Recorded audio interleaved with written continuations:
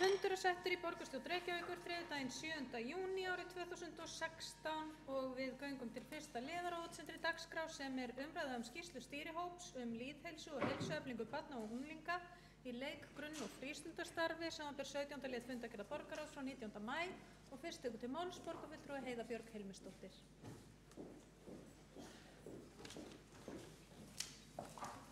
Forseti og fínu borgarfulltrúar.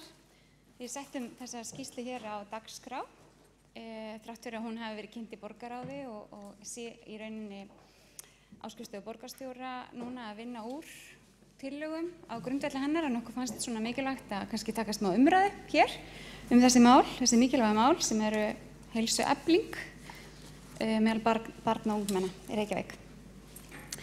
Þetta náttúrulega eins og þið hafið lesið í skýrslunni hluti af stærra verkefni sem að borgarstjóri leiðir sem í rauninni heilsuefling í borginni og hann skipaði þessast vinnuhóp sem ég var í og ásamt tveimur öðrum kjörnum fulltrúum. Það var Elísabet Gísladóttir frá Sjálfstæðisflokki og Hermann Valsson frá Vinstri grænum og mér langaði að fá að byrja á því að þakka þeim og ekki síst Elísabetu Gísladóttur sem að hitti mig einu sinni til 2 í viku í marga mánuði og við fórum á marga staði saman og skoðuðum og lærðum mikið.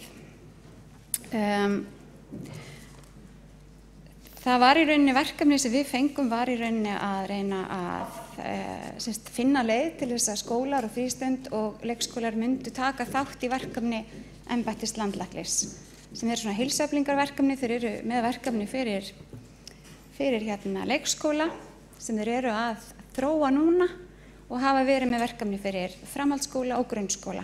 Það eru allir framhaldsskóla landsins með í þessu verkefni en það hefur gengið hægar með grunnskóla og það var hluti af samstarfsyfirlýsingu sem að Dagur B. Eggertsson forseti borgarstjórnar þá og landlæknir þáverandi skrifuðu undir að Reykjavík stefndi að því að allir skólar yrðu heilsueflandi. Þannig að þetta var kannski aðeins öðruvísi en stundum þegar maður á að móta stefnu og það var í rauninni búið að ákveða að allir skólarnir ættu að taka þátt og við vorum meira að reyna að finna leiðina til þess. Mér finnst mikilvægt að maður hafi í huga þegar verið að tala heilsu þá verið að tala heilsu í víðum skilningi. Það ekki bara verið að tala að börnin séu ekki haldin einhverjum sjúkdómum. Það verið að tala að þau líði vel, að þau virki vel og að þau geti fungera vel í samfélaginu. Þannig þetta svona andleg, líkamleg og félagsleg vellíðan sem verið að stefna að. Og hún auðvitað skila sér margfalt í samfélaginu. Hún skila líka bættum námsárangri, skilar svo margvíslegum árangri. Það verður betri skólabragur, skólum þar sem að heilsueflandi starf hefur farið fram, það meiri starfsánægja meðal kennara. Það eru minni veikindi, bæði meðal kennara og barna, betri ímynd, meiri skilvirkni og svo styður hún við jöfnuð og jöfnuður að sjálfsögðu eitt af þeim mikilvægastu atriðum sem eru á bakvið lýðheilsu. Þar sem að jöfnuður ríkir, þar líður fólki betur. Svo þekkjum við öll máltækið, það þurfi heilt samfélag til að ala upp barn og það auðvitað mikið til í því og þetta í sjálfu sér svolítið leið til þess að koma því í framkvæmd. Að það vinni allir saman að því að barni fái sem bestar forsendur til þess að verða góður einstaklingur og heilbrigður einstaklingur í framtíðinni. Við viljum auðvitað öll koma í veg fyrir að börn þróist út í það að líða illa eða í einhver áhættuhegðun og með því að skipuleggja starf þannig að það sé heilsueflandi að þá getum við minnkað líkur á því og í rauninni minnkað þá kannski svona þörf á þessum eiginlegu forvörnum og reynt að gera þær meira í heilsueflingarskyni. Þannig maður maður að tala það sem maður vill fá heldur það sem maður reyna að koma í veg fyrir og maður meira að reyna að haga öllu umhverfi barnanna þannig að það styðji við heilsu þeirra og styðji við að það sé auðvelt að velja heilsusamlegra valið. Þannig að þetta er hugmyndafræði þar sem að maður kemur að allir sem koma að skólastarfinu þurfa að leggja eitthvað að mörkum og við þurfum sannlega að gera það líka hér og ég efast ekki að þið hafi séð í skýrsluna það eitt eitt blað þar sem sérstaklega farið í það sem borgarstjórn þarf að huga að. Við sem sagt við fórum yfir í rauninni ekki allar rannsóknir, við fórum yfir mjög mikið af rannsóknum á þessu, hvaða væri sem væri að virka best og við fengum sérfræðing frá Evrópu, frá SÍ, til þess að senda okkur ritrýndar greinar hvernig væri best að standa þessu þannig að þetta yrði viðvarandi en ekki eitthvað svona átaksverkefni. Og við fórum vel yfir allt efni sem frá embætti landlæknis. Það voru 2 aðilar frá embætti landlæknis í hópnum, ráðgjafahópnum sem unnu með okkur og við hittum skóla sem hafa verið, bæði þá sem hafa verið með í verkefninu og gengið vel og líka þá sem höfðu að vali að vera ekki með. Við hittum leikskóla, grunnskóla og frístundamiðstöðvar og fleiri sem sýndu þessu áhuga, foreldra, félög og alls konar. Við fórum yfir þessa möppu sem og þessi góðu gögn sem eru til frá embætti landlæknis og komast að því að fólki fannst þau svolítið óaðgengileg. Nú ég ekkert endilega sammála því, mér finnst þau tiltölulega aðgengileg og mjög flott og vel unnin, en skólarnir eru einhvern veginn orðið svolítið þreyttir á að fá enn eina möppu sem þeir eru að vinna með og enn eitt verkefni sem þeir eru að vinna með og enn eitt sem við þurfum að innleiða. Og þess vegna settumst við einu sinni niður og vorum bara heillengi og fórum í gegnum alla gátlistana og sáum við þá yfirferð að það mjög margt af því sem í þessum gátlistum sem í rauninni í lögum og reglum líka. Og í rauninni þá mjög margt sem í gátlistunum, í heilsueflandi skóla, það að skólinn virki, að það sé forvarnastefna, að það sé verið að uppfylla grunnþætti, aðalnámskrár, að það sé verið að reyna að innleiða virkni barna, þau fái það sé starfandi skólaráð og að það sé öryggi barna, sé unnið að öryggi barnanna og fleira slíkt. Og við í rauninni komumst að því að við erum að vinna mjög mörgu af þessu sem í rauninni hluti af heilsueflandi skóla en við erum byrjuð á hér og þar. Við erum með sérstaka eineltisáætlun og við erum með handbækur öryggi barna á leikskólalóðum og grunnskólalóðum og við erum með forvarnastefnu og barnasáttmálann sem við erum að innleiða og fleira eins og við sjáum í skýrslunni. Þannig að við í rauninni endum á því að skipta þessari bók og vinnum það í rauninni í góðu samstarfi við embætti landlæknis þannig að þessir heilsueflandi þættir yrðu 4 í staðinn fyrir 8 og að það yrði í rauninni horft á helminginn af heilsueflandi þáttunum sem grunnþætti og 4 þætti sem eiginlega heilsueflingar þætti. Þannig maður væri alltaf að skoða hreyfingu, næringu, líðan og lífsstíl. Og hver velur sér þá einn af þessum heilsueflandi þáttum á hverju ári. Nú í skólaumhverfinu þetta yfirleitt skólaárið og þannig hefur þetta verið unnið í framhaldsskólunum og gefist mjög vel og þar hafa orðið miklar breytingar frá að þetta fór á stað. Og í hvert skipti sem maður þá horfir á einn af þessum heilsueflandi þáttum þá maður alltaf að horfa á hvernig vinn ég með það varðandi þessa grunnþætti. Ef ég ætla til dæmis að auka hreyfingu, hvað get ég gert varðandi starfsfólkið mitt, hvað get ég gert til þess að auka hreyfingu meðal nemenda, hvernig á ég að vinna í sambandi við heimilin og hvað á ég að gera í sambandi við nærsamfélagið. Og þá hægt að tala við íþróttafélögin og það hægt að gera eitthvað sem fjölskyldan getur gert saman og það líka verið að tala þetta hafa hreyfingu sem lið inn í kennslu, það þarf ekki endilega að vera bara íþróttatími og það alls konar svona leiðir sem til eru. Og við fórum í sjálfu sér ekkert endilega svo langt inn í leiðirnar, en þegar við vorum komið með þetta módel og þá fórum við að kynntum það mjög víða. Við fórum í velferðarráð, við fórum í skólafrístundaráð, við fórum í heilbrigðiseftirlitið og við töluðum við verkefnastjóra forvarna og félagsauðs og bara ótrúlega marga eins og við sjáum í skýrslunni. Og við héldum vinnustofur þar sem við fórum í gegnum þetta, fórum í gegnum hvernig unnið að þessu erlendis, fengum fulltrúa frá öllum skólum, öllum leikskólum og frá öllum borgarhlutum í frístundastarfinu. Og við héldum opinn fund þar sem bara öllum borgurum var búið og öllu fólki sem hefur áhuga á heilsueflandi skóla. Og við þróum svolítið út frá þessu módelið aðeins áfram, þetta Reykjavíkurlíkan. Þannig að þetta Excel-skjal í rauninni, sem svo sem alls ekki fallegt og mætti gjarnan einhver vinna með, þetta eitthvað sem ég ekki góð í að búa til falleg Excel-skjöl, en það í grunninn eins og það verið að vinna með upp í Breiðholti. Þau eru með þessa 4 heilsueflandi þætti og 4 grunnþætti, eins og það lagt til verði Reykjavíkurlíkan, en kannski það sem frábrugðið því sem lagt til núna að verði Reykjavíkurlíkan í rauninni að maður byrji smerra, að það sé byrjað á leik, grunn og frístund, en síðan verði haldið áfram. Og það líka því að nú eru öll hverfin komin svolítið að stað og það mikill áhugi. En það var svona eindregin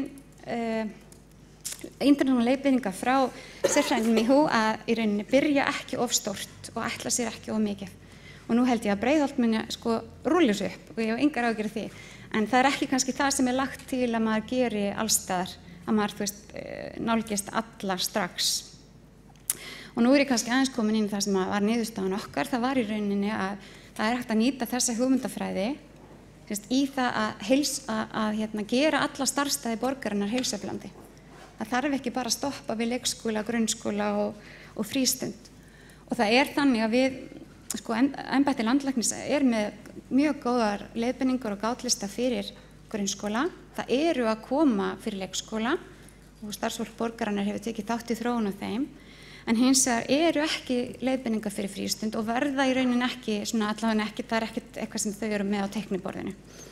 Þannig að það var alltaf eitthvað sem við þurftum að halda utanum og þá skapaðist í rauninni svolítið þessi stemming, af hverju bara höldum við ekki utanum á þannig og það verði aðili í hverju hverfi sem verði svolítið svona heilsueflingar þekkingarstjóri í hverju hverfi og hann getur þá haldið utanum og tengt þetta inn í fleiri starfsstaði.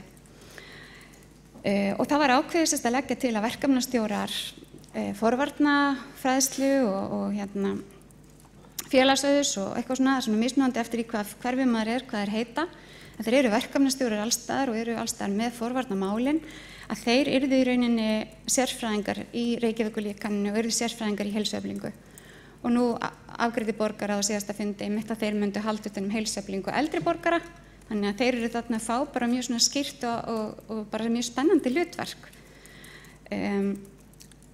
Og flestir þeirra hafa fagnað þessu mjög. Og þetta svona ákveðin leiði líka til þess að innleiða forvarnastefnuna og setja hann í kannski svona aðeins jákvæðari búning. Og ég svona nokkuð viss það að næst þegar við ætlum að gera forvarnastefnu þá erum við bara með heilsueflingarstefnu. Og við erum bara að tala hvernig við viljum sjá. Við viljum sjá börnin líði vel og þau séu heilbrigð og umhverfið styðji við þau og slíkt. Þannig að við leggjum svona til að við byrjum á leikskólum, grunnskólum og frístund sem eru svona stærstu vinnustæðarnir í hverfunum og út frá því svona höldum við áfram smám saman.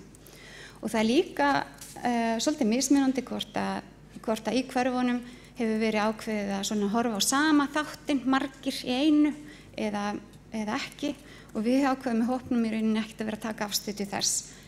Í Breiðholti hafa þeir verið að velja mjög mismunandi en ég veit að í Grafarvogi var svona hugmynd að vera með einn þátt allir saman.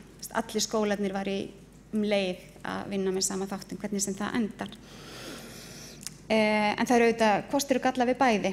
Það sem í rauninni fræðin segja að það mikilvægt að byrja á einhverju sem maður góður í, byrja á einhverju sem maður öruggur í og ætla sér ekki á mikið, vinna saman. Og þetta þarf að vera svona skemmtilegt og það þarf að vera, þetta þarf að vera, má ekki vera flókið, það þarf að vera skemmtilegt og helst svona, samstaða og þá getur þetta virkað. Þannig að það bara mikilvægt að þessi verkefnastjórar fái mjög skýrt umboð frá okkur og ég vona að þið hafi lesið þetta og þið séu sammála því að þetta sé góð leið. Þeir hafa mótað, allir verkefnastjórar í hverfunum hafa nú þegar mótað svona heilsueflingar teymi og núna í rauninni fer þetta fyrir ráðin og ráðin þurfa svolítið að hugsa hvernig velferðarsvið kemur inn í þetta, hvernig þau ætla að styrkja við þessa verkefnastjóra og skóla- og frístundasvið þarf svolítið að hugsa hvernig þau ætla að festa þetta í sessi innan þeirra skrifstofu. Það eru svona ákveðnar tillögur um að þetta fari inn í innra og ytra mat skóla og allavega innra mat ætti þetta geta farið inn í fljótlega og það hugsanlega hvort forvarnahópur sem starfar á skrifstofu vilji verða heilsueflingarhópur eða hvort það sömu tengiliðir eitthvað slíkt. Það bara eitthvað sem að SFS þarf að taka afstöðu til. En þau hafa í öllu falli sýnt þessu mikinn áhuga og sviðsstjóri skólafrístundasviðs segir að þetta sé algjörlega eitthvað sem þau vilja gera. Þau vilja bara svona gera sér grein fyrir hvernig. Og í rauninni það sama með aðra, að það eru allir sem að hafa sýnt þessu mikinn áhuga og mikinn velvilja sem mjög jákvætt. Við leggjum til að það verði eitt merki fyrir heilsueflandi Reykjavík.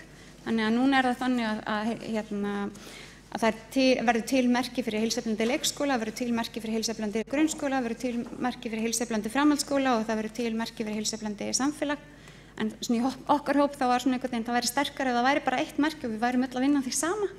Og þá geti líka frístund fyrir fatlaða fengið það og það geti líka frístund fyrir aldraða og það geti líka bústkjarni eða hvað sem er okkar vegum geti fengið sama merkið og fólk fengið svona meiri tilfinningu fyrir að við værum öll að vinna því sama.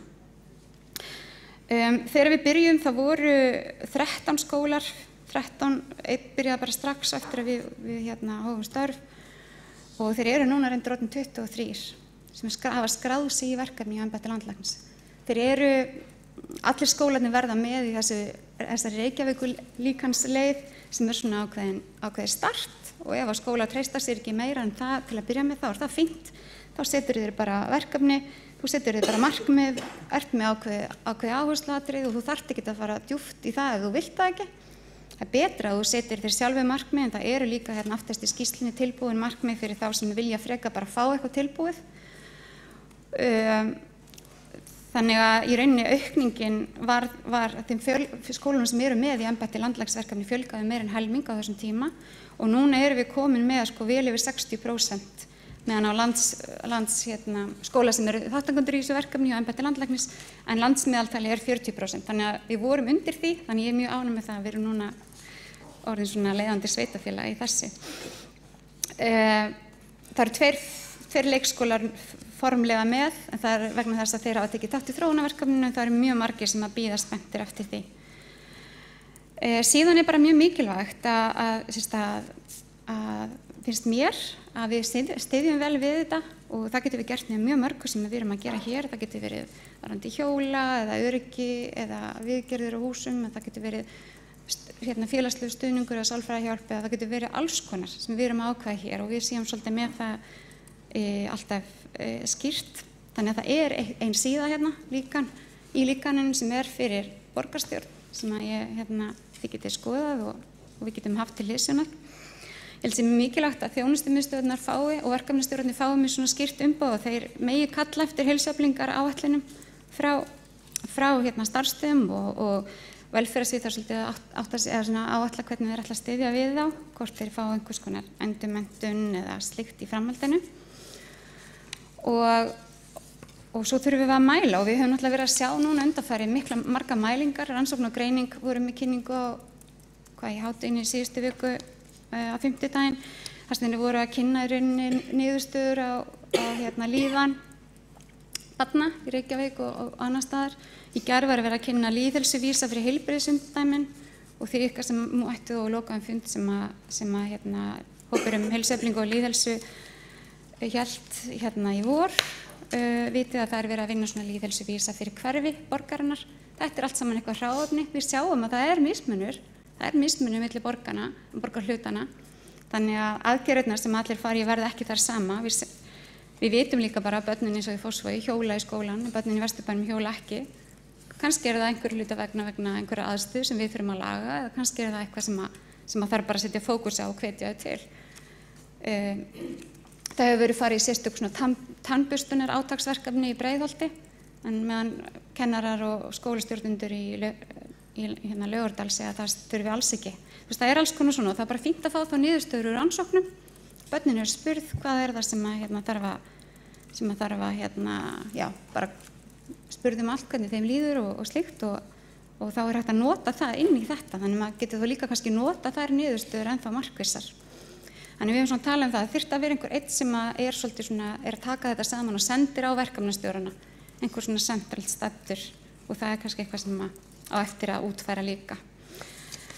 Svo má auðvitað líka bara telja þá sem koma gangandi eða hjólandi í skólan, það má skoða veikindi starfsmanna, það má skoða fjölda funda eða hvort að námsárangur batnar eða slíkt. Það margt sem má skoða. En ég ætla bara að láta þessu lokið. Ég vona að þeir séu einhverju nær heilsueflingu skóla og heilsueflingu barna og unglinga í leik, grunn- og frístundastarfi í Reykjavík. Og það búið ótrúlega skemmtilegt að vinna þessu og ég mjög spennt fyrir að sjá hvernig þetta mun þróast í framhaldinu. Heiða Björg Hilmisdóttir, borgarfulltrúi, hefur lokið máli sínu og þá tekur Marta Guðjónsdóttir, borgarfulltrúi, næst til máls.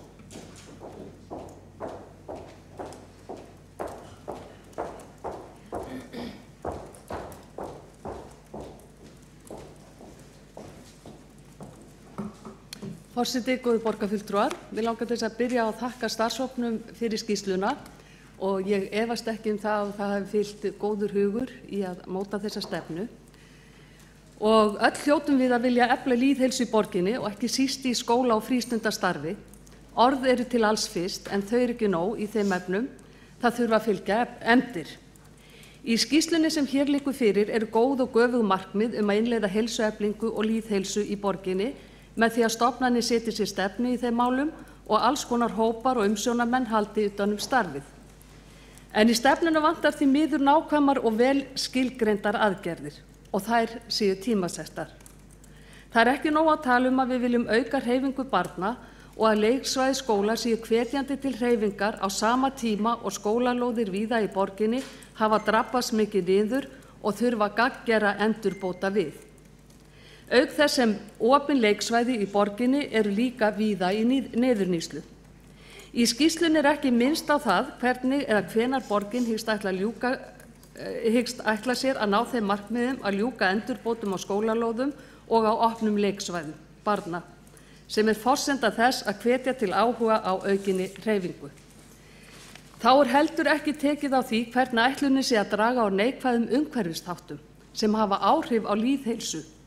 Í því sambandi má nefna að allt of oft hefur þurft að halda leikskólabörnum inni vegna of mikillar loftmengunar og á sumrin hefur þurft að halda börnum inni þegar frjókornin fljúga hér alla borg vegna trassaskapar hvað varðar umhirðu og slátt. Til dæmis ætlunin að fækka þessum dögum með því að byrja að slá fyrr á vorin og slá oftar yfir sumarið. Það ekki nóg að heilbrigðiseftirlitið taki út stöðuna og fylgist bæði með öryggisþáttum á leiksvæðum barna og mæli loftgæði, því þurfa að fylgja alvöru aðgerðir. Á frístundaheimilum fer fram óhefðbundið nám sem vel til þess fallið að auka og efla lýðheilsu. En aðstaðan til þess þarf að vera viðunandi og vera til staðar. Því miður eru dæmi þess að frístundaheimilin hafa til dæmis ekki aðgang að íþróttasölum skólanna og úr því þarf að bæta með aðgerðum. Það mikið talað heilsueflandi hverfi í skýrslunni, en þar það sama upp á teningnum, að sett eru almenn markmið en ekki vel skilgreindar aðgerðir. Ég hefði viljað sjá hvernig ætlunin að fjölga möguleikum til útivistar og hreyfingar. Til dæmis ætlunin að fjölga opnum svæðum og hætta að byggja á hverjum einasta græna bletti í eldri hverfum borgarinnar, hafa sundlaugarnar lengur opnar eða auka aðgengi almennings að íþróttasölum skólana og ljúka því að koma upp battavöllum við alla skóla í borginni. Forseti, það ljóst að mörgum spurningum ósvarað það hvernig borgin ætlar að ná markmiðum sínum með heilsueflandi borg. Hér hefur stefna verið sett fram í fínum orðum og fallegum umbúðum, en ekki minnst orði á það hvernig á að fjármagna hana eða sett fram skýrar aðgerðir hvernig á að ná fram markmiðum hennar. Því miður hefur það gerst allt of oft í þessum sal að hér eru fínar stefnur samþykktar sem dagað hafa uppi í skúffum borgarkerfisins og því kalla ég eftir svörum hvernig á að fjármagna þessa stefnu og í hvaða aðgerðir á að ráðast til þess að ná fram markmiðum hennar. Marta Guðjónsdóttir, borgarfulltrúi, hefur lokið máli sínu og Heiða Björg Hilmisdóttir, borgarfulltrúi, hefur óskað eftir að veita andsvar við ræðu borgarfulltrúans. Þú hefur glemt ræðinu Marta. Forstjóri, ágætu borgarfulltrúar. Ég ætlaði bara rétt að fá að bregðast við hérna því ég held að sé ákveðin misskilningur hér á ferðinni. Að í erindisbréfi starfshópsins var ekki talað um það að við ættum að setja fram aðgerðir eða tímasetningar. Okkur var falið, svo ég bara lesi hérna beint upp með leyfi forseta. Starfshópunum er ætlað að tryggja að samningur Reykjavíkurborgar og landlæknisembættis sem snúa að frístundaheimilum leik- og grunnskóla gangi eftir. Það er kveðið á að sem flest frístundaheimili leik- og grunnskóla verði orðnir aðilar að verkefni heilsueflandi skóla fyrir lok ársins 2015. Og svo framvegis, eins og þið getið lesið hérna áfram og það var alls ekki, sko, það er einmitt markmið heilsueflingarstarfs að það fari fram á vettvangi. Það er ekki stjórnmálamenn sem eiga að segja hvað á að gerast hvar á hverjum stað. Við eigum einungis að búa til leiðirnar og síðan á fólkið á staðnum, í hverfunum, í skólunum að setja sér markmið. Eina sem við settum í þessi Excel-skjöl þarna aftast var í rauninni bara það sem kemur út úr gáðlistum embættis landlæknis en við vorum ekki að fara í það að segja hvað ætti að gera á hverjum stað, en það var það ekki okkar hlutverk. Hlutverk hópsins var mjög skýrt og ég myndi ráðleggja að tala við Elísabetu Gísladóttur, fulltrúa sjálfstæðismann í þessum hóp sem vann mjög ötullega að þessu og hún geti kannski útskýrt þetta betur. Borgarfulltrúi Heiða Björg Hilmarsdóttir, borgarfulltrúi hefur lokið við að veita andsvar, þá svarar borgarfulltrúi Marta Guðjónsdóttir andsvari.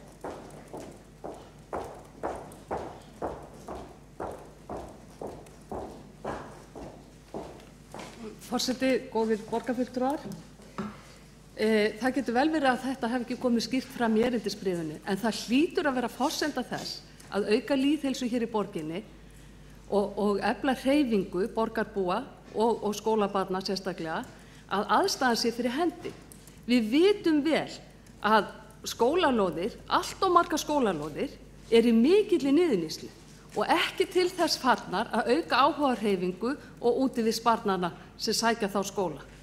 Sama upp á teningnum í leikskólanum, sama upp á teningnum á opnum svæðum í borginni. Opnunartímar sundlaugana hafa verið skertir. Er það til þess að ýta undir meiri útivist og hreyfingu almennt í borginni? Ég bara spyr. Ef þetta ekki verkefni svona starfshóps, þá veit ég ekki hver á að fjalla það. Auðvitað hefði starfshópurinn átt að segja eitthvað þetta. Það ekki nóg að setja einhverja stefnu fram í almennum orðum en síðan hafa þeir sem eiga að vinna eftir stefnunni ekki aðstæður til þess að gera það. Marta Guðjónsdóttir, borgarfulltrúi hefur lokið við að svara andsvarið, þá veitir andsvar öðru sinni, borgarfulltrúi Heiða Björg Hilmarsdóttir. Forseti, ágætu borgarfulltrúar, ég ætla bara að vekja athygli ykkur á að á síðustu blaðsíðunni í þessari skýrslu sérstakt svona blað sem ætlað fyrir borgarstjórn og þar kemur einmitt fram það sem okkar hlutverk í því að geta gert skóla og leikskóla og frístund að heilsueflandi starfsstöðvum og þar kemur fram varðandi hreyfingu, lóðir við skóla og frístund öruggar og góðaðstæðir hreyfingar og svo framvegis. Þannig að þetta kemur nú hér fram, það sem þú ert að tala en það það í gáðlistum embættis landlæknis.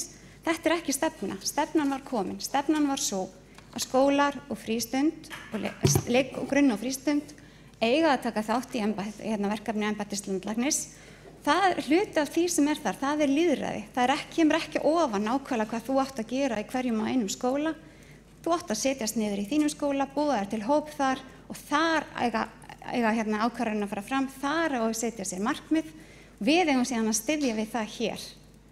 Auðvitað ber Reykjavíkurborg ábyrgð á hjólastígum, við með sérstaka áætlun það, við berum ábyrgð á göturnar og annars í lagi í kringum skóla, við berum ábyrgð á ýmsu, en það varðandi að börn hreyfi sig frekar þar sem að skólalóðir eitthvað sérstaklega fínar. Ég hef ekki séð rannsóknir reyndar það, ég held að börn gera aðalega kröfu á pláss.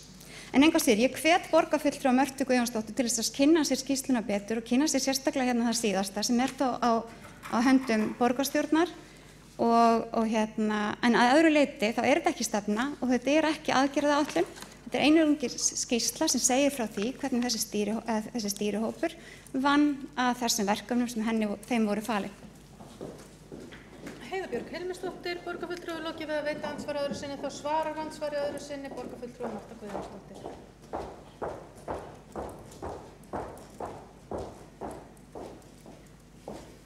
Forseti, góðir borgarfulltrúar, ég ætla að ítreka það að ég efa það ekki að starfshópurinn hefur bara haft gott eitt til þegar hann var að móta þessa stefnu og skrifa þessa skýrslu, en til þess að hún sé trúverðug og til þess að hún sé raunhæf þá þarf fjármagn að fylgja með.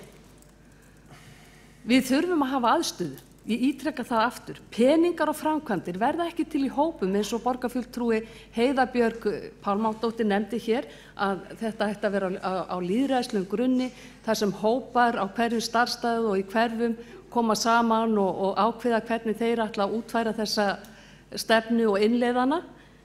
Peningarnir verða ekki til þar og framkvæmdirnar ekki heldur. Og til þess að fólk geti virkilega unnið af heilindum eftir þessum tillögum starfshópsins, þá þarf fjármagn og þá þarf að fara í ýmsar endurbætur hér í borginni. Tölum bara gönguleiðir barna í skóla og samgöngur innan hverfa. Það þarf verulegra endurbóta við til þess að við getum náð þeim markmiðum að öll börn fari gangandi og hjólandi í skóla. Marta Guðjónsdóttir, borgarfulltrúi, lokið að svara andsvari öðru sinni, þá ætti andsvörum að vera lokið, en borgarfulltrúi Heiða Björg Hilmisdóttir fær að gera stutt athugasemd. Forseti, ágætu borgarfulltrúar, ég ætla að biðja að fá leiðrétta að ég er ekki Pálmadóttir, heldur Hilmisdóttir. Hilmis. En það kemur líka fram í skýrslunni. En við erum ekki til að leggja fram neinar aðgerðir, við höfum ekki gert neina kostnaðaráætlun, þannig að sjálfsögðu þá munum við ekki leggja fram neinar áskýrum peninga. En það bara gert á grundvelli einhverja kostnaðargreininga og einhverja aðgerð sem verður farið í. Við erum með hjólreiðaáætlun og við erum með ýmsar áætlanir sem eru í gangi. Það má vel vera að þegar við förum að vinna okkur inn í þetta þá komi fram eitthvað sem við þurfum að leggja peningi, en þá verður það lagt hér að sjálfsögðu fyrir kostnaðargreint og með áætlunum það. Heiða Björg Hilmisdóttir, borgarfulltrúi, lokið að gera stutt athugasemd og þá er andsvörum lokið. Næst til máls tekur borgarfulltrúi Jóna Björg Sætra.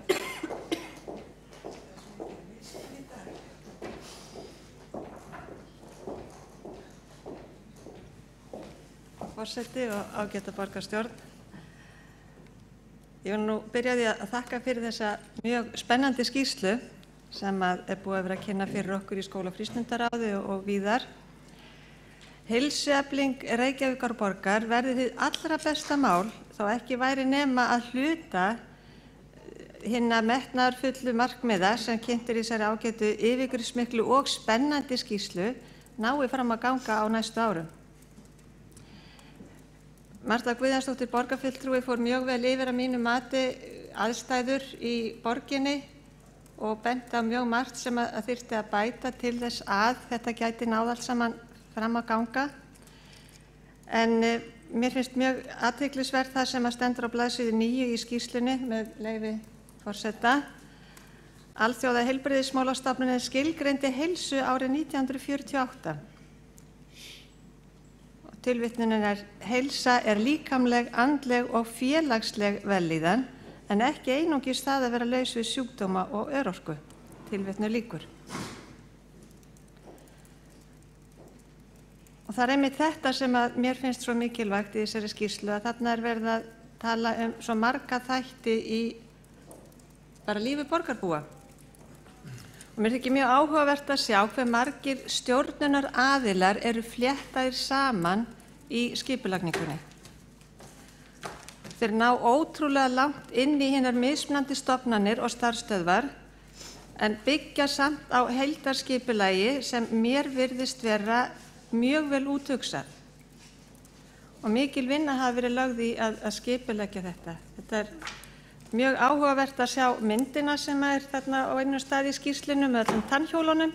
Það er svona smá innsýn fyrir fólk til þess að sjá hvernig þetta á allt saman að vinna saman og það finnst mér mjög áhugavert. En ef þetta á nú fram að ganga, og ég veit að Heiða Björg Hilmisdóttir, borgarfulltrúi, tók hér fram áðan að það væri ekki verið að spyrja fjármagnið eða þess áttar með tímasetningar, en ef þetta á fram að ganga að þá kallar þetta á gríðarlega mikla aukningu að því að ég tel á auknu samstarfi milli velferðarsviðs og skóla- og frístundasviðs.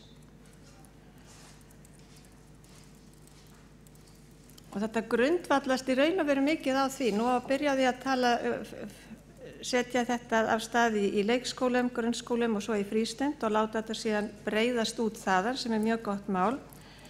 En það þarf þá að ræða saman meira á milli ráðana þessara tveggja, eða ekki ráða heldur sviðana sjálfra, hvernig á að dreifa fjármagninu sem að þessi 2 svið hafa, geta þessi 2 svið fundið, auka fjármagn til þess að geta gert þessa hluti. Umhverfis og skipulagssvið kemur jú inn í þetta líka, því eins og var verið að minnast hérna á hjólastíga og þess aftar, það er svo margt og aðgengi skólabarna að íþróttasvæðum, það er svo margt sem að kemur þarna saman, þannig að þetta fléttar saman svo mörg svið í borginni sem er bara frábært. En það á eftir að kosta mikla vinnu að hérna ná þessu þannig öllu saman. Og ég bara vona að það takist þannig að þetta fari nú að ná meiri virkni. Þetta starf jú farið af stað í hverfum borgarinnar á svo mörgum stöðum og það er gaman að sjá heilsueflandi fánana hérna hjá sumum skólunum.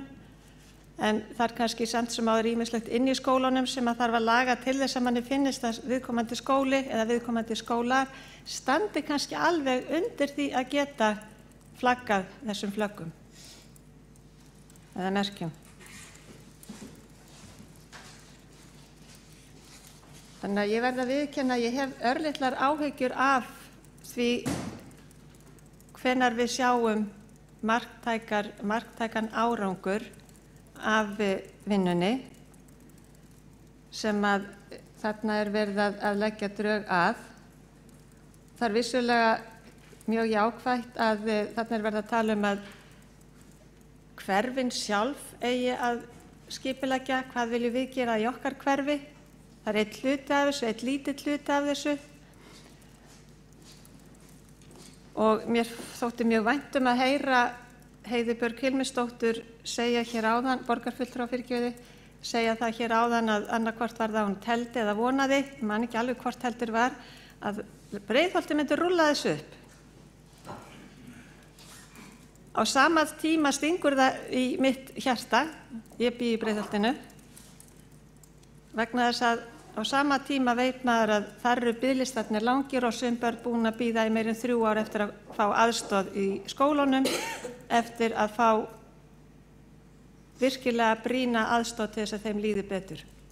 Þannig að það er margt sem að tengist þessu, að þegar við erum að tala um andlega og félagslega velja líka, ekki bara líkamlega, það er ótalmargt sem tengist inn í þetta og fléttast saman, sem að þarf að huga að samhliða.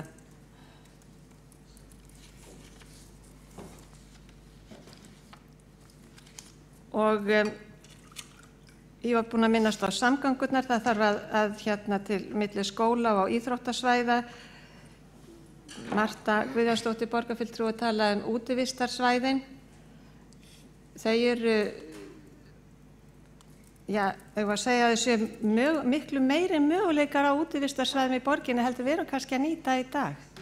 Og það er margt þarna sem að þarf kannski ekki að kosta mikla peninga. Það er aðalega spurningum framkvæmt koma vinnun af stað og styðja skipulag þá sem er að skipuleggja þetta. En vissulega saknar maður þess, og nú veit ég Heiða Björg Hilmisdóttir borgarfulltrúi að það var ekki tilgangurinn með þessum hóp að setja inn fjárhagsáætlun, en ég get ekki neita því samt að það hefur verið mjög áhugavert og nytsamlegt, kannski samhliða kynningunni, að fá, það hefur kannski þátt að vera annar starfshópur, kynningu á því hvernig borgin sæði sér fært að fjármagna þetta, allavega til þess að byrja með, hvenær væri tímamörk og hinum ýmsu framkvæmdum. Þannig að þá væri hægt að sjá þetta svona í meira samhengi. En ég vona svo sannarlega að þetta ná allt saman vel fram að ganga og að heilsueflingin blómstri hér í borginni hjá okkur og okkur muni líða vel bæði líkamlega, andlega og félagslega. Takk fyrir. Borgarfulltrúin Jóna Björg Sætran hefur lokið máli sínu. Þá tekur næst til máls borgarfulltrúinn Sóley Tómasdóttir.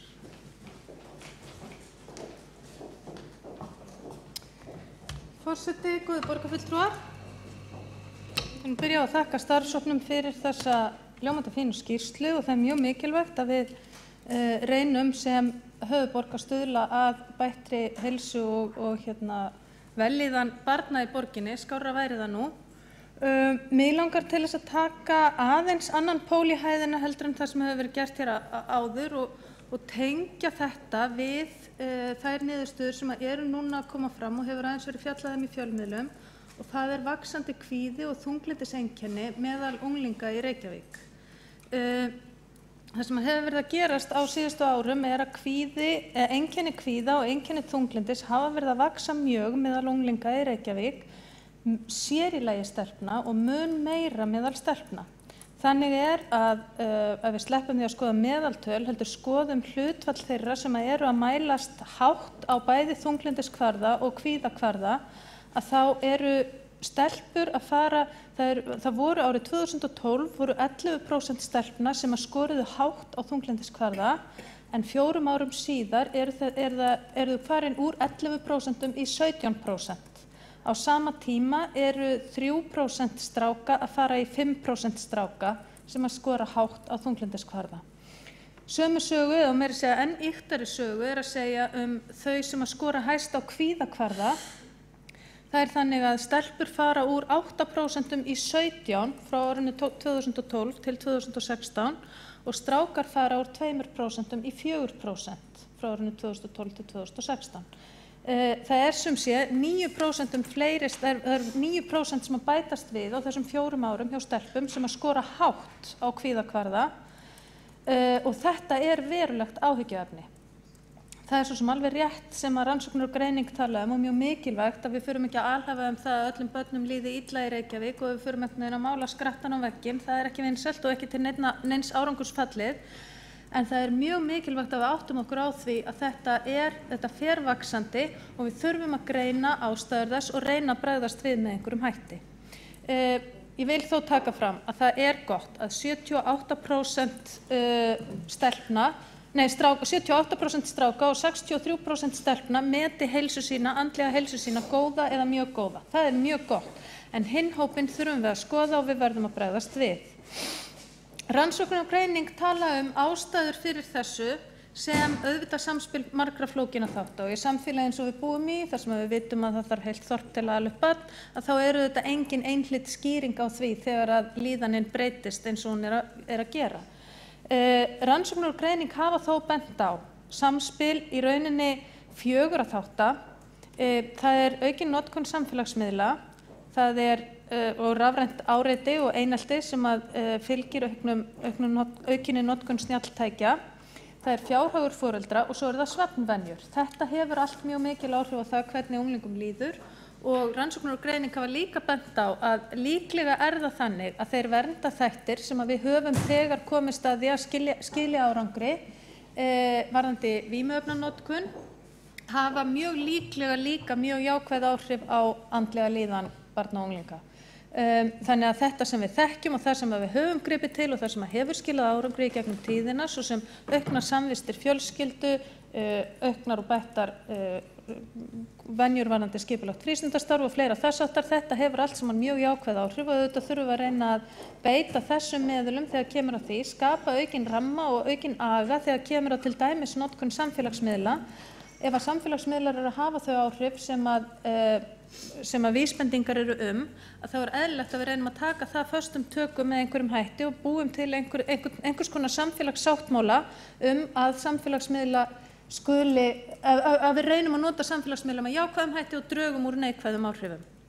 Þetta má gera með ýmsum hætti, til dæmis að einhvern veginn reyna að takmarka notkun samfélagsmiðla. Það er kannski ekkert eðlilegt að börn séu að sofa með símana sína upp í rúmi og verði fyrir áreiti allan sólarhringinn og ná jafnvel ekki almennilegum svefni bara út af notkun samfélagsmiðla sem að dæmi eru til þó við vitum ekki hversu miklu mæli að þá er það eitthvað sem að væri kannski eðlilegt að skólasamfélagið í samstarfi við náttúrulega börn og foreldra og aðra sem að koma að þessu reyni einhvern veginn að móta sér reglur það bara hvað erum við tilbúin til þess að gera og hvað ekki. Þetta þó ekki allt og segir ekki alla söguna. Og þá kem ég að einhverju sem að fæstum ætti svo sem að koma á óvart. Það kynjuð greining á vandamálinu og kynjuð nálgun á viðfangsefninu. Það þannig að munurinn sláandi. Það sláandi að stelpur fari úr, að séu orðið 17% stelpna sem að skori hátt á kvíðakvarða á meðan það 4% stráka. Og við getum alveg velt því fyrir okkur hvort að stelpur og strákar sé að mælast með ólíkum hætti. Það má vel velta því fyrir sér hvort að strákar einhvern veginn skilgreini líðan sína með öðrum hætti heldur en stelpur. En ef að það eitt ætti að vera skýring, þá ætti þessi breyting ekki að verða svona óbúslega mismikil meðal stelpna og stráka. Strákar ætti þá ekki allt í einu núna að vera hættir að meta kvíða eða þunglyndi með þeim hætti sem þeir gerðu áður og stelpur ætti ekki allt í einu núna að vera byrjaðar að meta kvíða og þunglyndi með þeim hætti sem þeir gera í dag. Þannig að það að bilið sé að breikka svona mikið til marks að það eitthvað ólíkt að gerast hjá stelpum og strákum, unglingum í borginni. Hvað það verður við svo einhvern veginn að auðvitað greina miklu betur en mér langar til þess aðeins að bara fara yfir svona það sem að við vitum og þekkjum úr bæði rannsóknum kynjafræðinnar og bara reynslu okkar af uppeldi stelpna og stráka í Reykjavík. Og þá náttúrulega bara líklegasta skýringin þessar staðalmyndir sem að við vitum að hafa bæði hamlandi áhrif á tækifæri og aðstöðu barna og fullorðina á öllum sviðum. Það að skipta fólki upp í 2 kyn strax á fæðingardeildinni eða hvar sem að börn fæðast nú, það að ákveða það séu 2 kyn og bara 2 strax við fæðingu og að byrja svo að tilenga stelpum og strákum, að því að við höfum ekki pláss fyrir fleiri kyn eða öðruvísi kynvitund, að byrja að tilenga fólki þá eiginleika og þá hæfileika sem að hæfa fyrirfram gefnum hugmyndum þessi 2 kyn hættuleg einföldun á veruleikanum og hefur mjög hamlandi áhrif á þroska og tækifæri fólks til þess að rækta með sér hæfileika og eiginleika og áhugamál og færni. Því til viðbótar svo kröfur og staðlar útlit og líðan og langanir sem að fáir geta staðið undir, bæði hamlandi og til þess fallnir að draga úr sjálfstrausti og beinlínis bjaga sjálfsmynd fólks, sérstaklega unglinga sem að taka út líkamlegan þroska. Enn fremur verðum við svo að taka tillit til þess að kynbundið ofbeldi risastórt samfélagslegt vandamál hér í Reykjavík sem annars staðar og það á svo aftur rætur sínar að rekja til þessara staðalmynda til þess að við ölum stelpur upp í því að vera sætar og prúðar og umhyggjusamar á meðan við ölum stráka upp í því að vera stóra og sterka og ákveðna og við gefum ekkert svigrúm fyrir fjölbreytileika. Auðvitað ég að draga upp einfaldaða mynd, auðvitað það ekkert allir sem að ætla stelpum og strákum einhver ofsalega ólík hlutverk og auðvitað ætlar ekkert okkar að gera þetta. En menningin okkar, kultúrin okkar, samfélagið okkar, það gerir það ómeðvitað. Við sjáum það bæði í teiknimyndum, í námsefni, í leikfangaverslunum, í popvídeóum, í bíómyndum og svona get ég lengi talið. Að eiginleikarnir sem að þykja eftirsóknarverðir og eiginleikarnir sem að við reynum eða sem að samfélagið ætlast til af stelpum og strákum að við rækti með sér eiginleikar sem að ala af sér samfélag sem skakt og bjagað og upphefja staðalmyndir af líkumum sem að enginn getur staðið undir. Þetta held ég að sé grunnurinn að því að þegar stelpur fara svo í auknum mæli að notfæra sér samfélagsmiðla og sjá þar mynd af lífi fólk sem að ekkert endilega raunsönn heldur kannski einmitt bara upphafning á því sem að við viljum vera og mynd af einhverju sem að okkur langar til þess að standa undir, að þá við að draga úr sjálfstrausti og vellíðan ungmenna með því að einhvern veginn leyfa þessu bara þróast óáreittu. Rannsóknir sýna að stelpur og strákar orðin að jafnaði meðvituð hlutverk sín 5 ára aldur. Þá vita þau til hvers ætlast að þeim sem stelpum annars vegar og sem strákum hins vegar. 5 ára aldur börn sem ekki telja sig tilheyra stelpum eða strákum strax farin að upplifa einhvers konar frústrasjón yfir því að þau falli ekki í þessi fyrirframgefnu norm. Þau vita til hvers ætlast að þeim í samfélaginu, þau vita hvaða áhugamál þau eiga að hafa og hver smekkur þeirra á að vera. Þau vita sem stelpur eiga þeirra að hafa áhuga á bleiku og sem strákar eiga þeirra að hafa áhuga á bláu eða svörtu. Þau vita að stelpur eiga að hafa áhuga fyrir dúkkum og strákar eiga að hafa áhuga fyrir aksjónmönnum. og svona get ég lengi talið. Auðvitað ég aftur að alhæfa og draga upp einfalda mynd, en þetta það sem að kynjakerfið reynir statt og stöðugt að pota okkur inn í. Stelpur og strákar vita ekki bara hvað þau eiga að gera og hvað þeim á að finnast, heldur að vita þau líka hvað þau eiga ekki að gerast og hvað þeim á ekki að finnast. Og þar gildir þá fyrsta og stærsta reglan sem algjörlega skýr í þeirra hugum, þau mega ekki brjóta reglurnar. Þau mega ekki vera stelpulegur strákur eða strákaleg stelpa. Þau mega ekki brjóta upp staðalmyndirnar af því að þær eru svo sterkar og þá ertu orðin útsett fyrir einelti eða aðkast með einhverjum hætti. Þetta held ég að sé ein af þeim meinsemdum sem við verðum að ráðast að ef við viljum að unglingsstelpum og unglingsstrákum líði vel í samfélaginu. Þetta hefur vond áhrif á stelpur og stráka en virðist vera að hafa meiri áhrif á andlega líðan, sem sagt þunglyndiseinkenni og kvíðaeinkenni hjá stelpum. Það getur verið önnur einkenni hjá strákum sem við erum ekki að mæla í þessum rannsóknum, svo sem aggressjón eða áfloga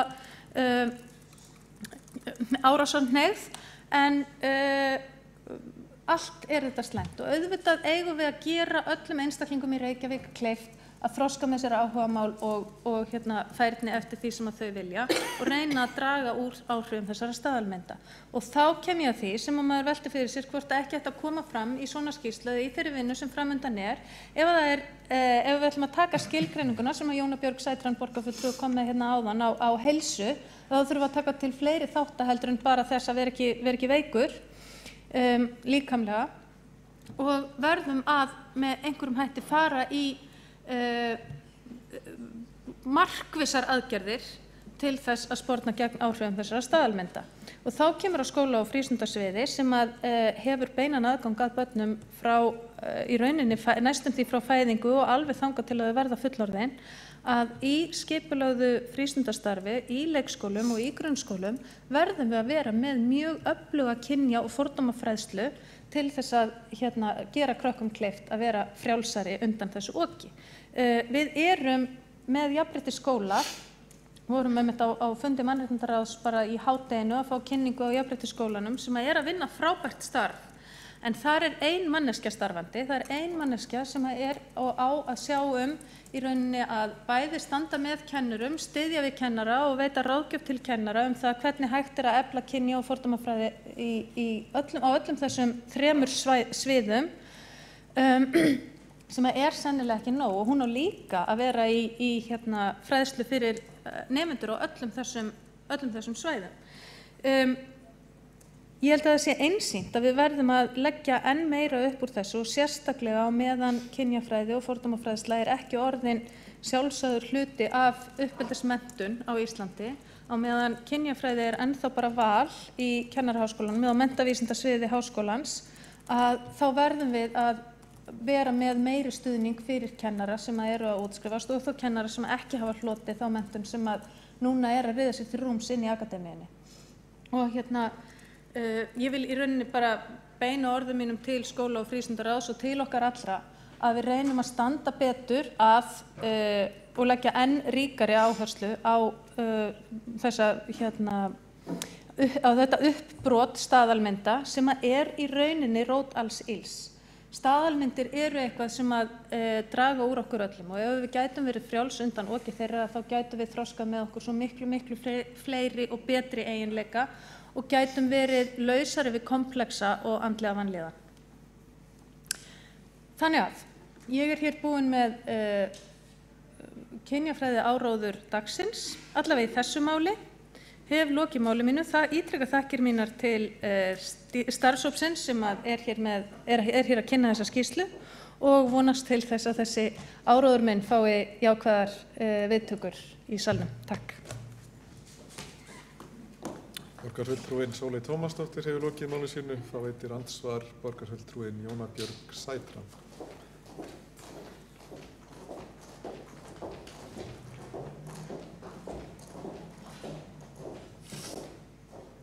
Forseti og ágæta borgarstjórn, já, í framhaldi af kynja- og fordómatalinu hér áðan sem var mjög gott, að þá langar mig til þess að minna á. Þú talaði mikið Sóley Tómasdóttir borgarfulltrúi, talaði mikið kvíða og þunglyndi. og eins og ýmsir vita þá er ég mjög mikil talsmaður þess að við hjálpum ungu fólki alveg sérstaklega mikið til þess að vinna í þessum erfiðu málum, kvíða og þunglyndi. Því þetta er gríðarlega erfitt mál og mikil vá í samfélaginu. Og í skóla- og frístundaráði þá hef ég einmitt ítrekkað það hvað sé mikilvægt að ungt fólk hafi aðgengi að sálfræðiaðstoð inn á skólana. Ég hef líka rætt það hér í borg þegar við vorum með sameiginlegan borgarstjórnarfund með ungmennaráðinu forðum hér á þessu ári. Það ræddi ég þessi mál líka. Og ég veit að í sumum skólum hefur verið farin sú leið meðal annars að bjóða unglingunum upp á valfög sem að hjálpa þeim til þess að slaka á. Það er farið að bjóða upp á valfög í slökun, það er farið að bjóða upp á valfög í jóga, jafnvel íhugun.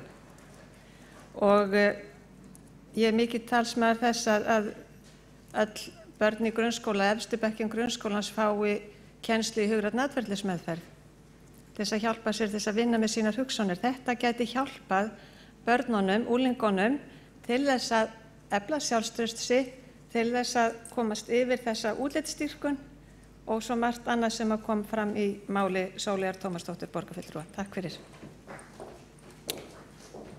Jóna Björg Sætran, borgarfulltrúin Jóna Björg Sætran hefur lokið við að veita andsvar. Þá svarar andsvari borgarfulltrúin Sóley Tómasdóttir. Forseti, góðir borgarfulltrúar, takk fyrir þetta. Já, þetta er satt og rétt og auðvitað væri samfélagið mun betra ef aðgengi að sálfræðiþjónustu væri betri og svona aukin áhersla á núvitund og hugleiðslu. En ég held samt að við verðum ég held að við eigum að breyta samfélagi sem að skapar þessa vanlíðan. Við þurfum einhvern veginn að koma í veg fyrir að börn og unglingsaldri þurfi á sálfræðiaðstoð að halda. Auðvitað þurfum við að grípa til einhverja aðgerða núna þegar tölurnar sýna svart á hvítu að vanlíðanin er til staðar, en við eigum líka að reyna að sporna gegn því að börnum komi til með að líða svona illa. Og það gerum við með því að breyta einhvern veginn viðhorfum okkar og brjóta upp þessar staðalmyndir sem eru að hafa þessi skaðlegu áhrif. En við þurfum að gera bæði á sama tíma og auðvitað er þetta alveg hárrétt sem að borgarfulltrúi Jóna Björg Sætran talaði um. Borgarfulltrúin Sóley Tómasdóttir hefur lokið við að svara andsvari. Þá er næstur á mælendaskrá borgarfulltrúin Sóley Tómasdóttir. Skúli Helgason.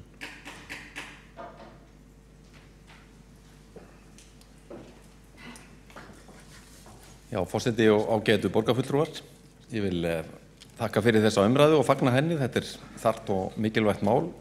Heilbrigði og velferð er einn af grunnþáttum menntunar samkvæmt aðalnámskrá grunnskóla og leikskóla eins og kom fram í máli frummælanda Heiðu Bjarkar Hilmisdóttur, og það var mikilvægt forsenda þess að börn og ungmenni njóti sín í skóla og frístundastarfinu í borginni. Ég er ánægður með það sem að mér finnst vera svona bæði praktísk og raunhæf nálgun starfshópsins í sinni tillögugerð, og það er mikil vinna lögð það að reyna að finna út úr því hvernig best sé að haga málum þannig að vinnan geti gengið fram af skilvirkni og skila árangri. Og ég held að það sem kallað er Reykjavíkur líkana heilsueflingu sé bæði raunsætt og skynsamlegt, ekki síst við núverandi aðstæður, þar að segja að einbeita sér að einum grunnþætti í einu á hverjum starfsstað samkvæmt þá ákvörðun starfsfólks á viðkomandi stað, en ekki reyna að gleypa fílinn í einum bitaði, svo má segja. Og lykilatriðið er einmitt að vinna út frá áhuga og metnaði á hverjum starfsstaði eins og hér er greinilega lagt upp með. Ég held að það sé mjög mikilvægt einmitt að taka með að því að verkefnin í skólunum, hvort sem er að ræða leikskóla, grunnskóla eða frístundamiðstöð, þau eru fjölmörg og tímafrek, og bestur árangur næst ef við náum að flétta saman þessum áherslum við þau verkefni sem þegar er á borði starfsstöðvanna og fá þær í lið með sér á þeim forsendum að hér séu gott mál að ræða, þar sem að margvísleg aðstoð, fræðsla og leiðsögn sé í boði. Til dæmis frá þjónustumiðstöðvunum, frá þessum sviðum, skóla- og frístundasviði og velferðarsviði, og þeim aðilum sem að tilteknir eru fleiri í skýrslu starfshópsins. Og ég vil sérstaklega í þessu efni vitna í eftirfarandi setningu í skýrslunni með leyfi forseta, þar sem segir: heilsuefling er ekki og má ekki vera enn eitt verkefni sem skólinn þarf að vinna, heldur síverkefni sem gengur út á það að bæta lífsgæði og tækifæri barna og ungmenna í Reykjavík til að eiga gott og heilsusamlegt líf. Full ástæða til að taka undir þessi orð. Það í skýrslunni lögð áhersla á þátt forvarnateymis skóla- og frístundasviðs og undirstrikað mikilvægi þess að þessi tvö svið, velferðarsvið sem fer með þjónustumiðstöðvarnar og skóla- og frístundasvið, eigi með sér mikið og gott samstarf, og ég held reyndar að það sé algjört lykilatriði varðandi farsæla innleiðingu þessa verkefnis. Nú, hér auðvitað fókusinn á börnin í þessari skýrslu, og það talað hverfasamstarf sem ég held að sé mikilvægt, og það í takt við þær áherslur sem hafa verið á undanförnum árum. Það æ meira samstarf á milli þessara starfsstöðva, skólana og leikskólana og frístundamiðstöðvanna í hverfunum innbyrðis, og þetta hefur meðal annars skilað sér í breyttu skipulagi á fundum stjórnenda, bæði skólastjóra og leikskólastjóra, að menn eru að funda oftar núna með kollegum sínum inn í hverfunum heldur en með öllum kollegum á borgarvísu. Og það má benda á það líka að heilsuefling var einn af þeim þáttum sem voru hvað mest ræddir í tengslum við starfshóps fjárhag skóla- og frístundasviðs sem starfaði á síðastliðnu ári. Og þar voru unnin merkileg gögnum til dæmis fjarvisti starfsmanna á starfsstöðum SFS, og kom þar fram að heilsuefling lykilatriði til að vinda ofan af þeirri þróun að fjarvistir séu umtalsvert meiri í borgarkerfinu heldur en á almennum vinnumarkaði. Miklir hagsmunir þarna undir, sem svo kom fram í skýrslunni, að kostnaður þessa sviðs á síðastliðnu ári vegna fjarvista starfsmanna var áætlaður 1 milljarður króna.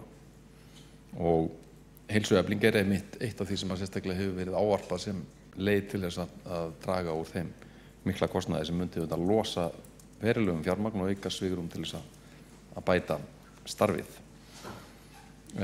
Sund alhliða hreyfing, vistvænar samgöngu til og frá vinnu, stytting vinnuvikunar. Ég tel að þetta sé allt saman góðir liðir í því að skapa heilsusamlegra umhverfi á starfsstöðum borgarinnar, og mikið fagnaðarefni sú vitundavakning sem að skapast í þessum málum.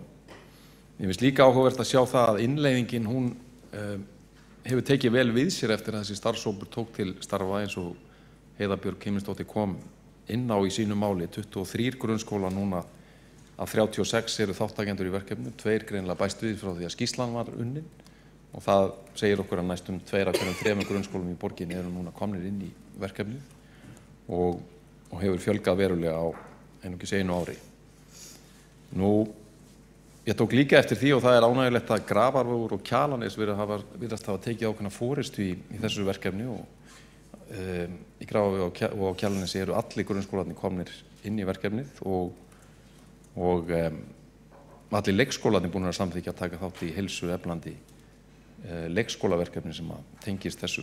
Og þetta fagnaðarefni, og vonandi geta önnur hverfi girt sig í brók og náð sama árangri, en það greinileg vakning út alla borg í þessu efni að fleiri og fleiri bæði hverfi og starfsstöðvar eru að taka þessu verkefni fagnandi. Og síðan held ég að það væri áhugavert ef við víkkum fókusinn og horfum á starfsstöðvarnar almennt, okkar starfsfólk í borginni, að skoða í framhaldinu hvort að við getum ekki stigið ákveðin skref í að skilgreina tiltekna hvata til þess að örva starfsstöðvarnar og okkar starfsfólk til frekari dáða í heilsueflingu. Menn hafa talað samgöngustyrki á liðnum árum sem hafa verið notaðir með góðum árangri víða í atvinnulífinu, og ég held að það væri mjög spennandi leið til þess að hvetja okkar starfsfólk til þess að nýta vistvæna samgöngumáta.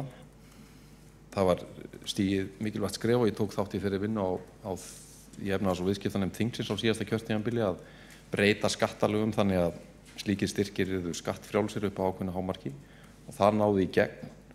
Og það væri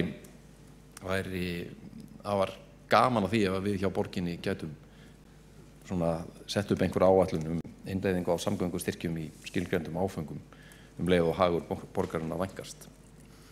Og ég vil bara að lokum þakka starfshópnum fyrir prýðilega vinnu í þessu efni, og leggja áherslu á að til að við náum árangri þurfum við að tryggja gott samstarf helstu fagsviða með skýrum boðleiðum og raunhæfri verkaskiptingu, og við þurfum hér í borgarstjórn að vera vel á vaktinni, leggja okkar til málana gott til þess að þétta raðirnar á bakvið þetta mikilvæga verkefni að auka heilsueflingu bæði meðal barna og ungmenna og eins á starfsstöðum í borginni. Skúli Helgason, borgarfulltrúi, hefur lokið máli sínu, og þá tekur Eva Einarsdóttir, borgarfulltrúi, næst til máls.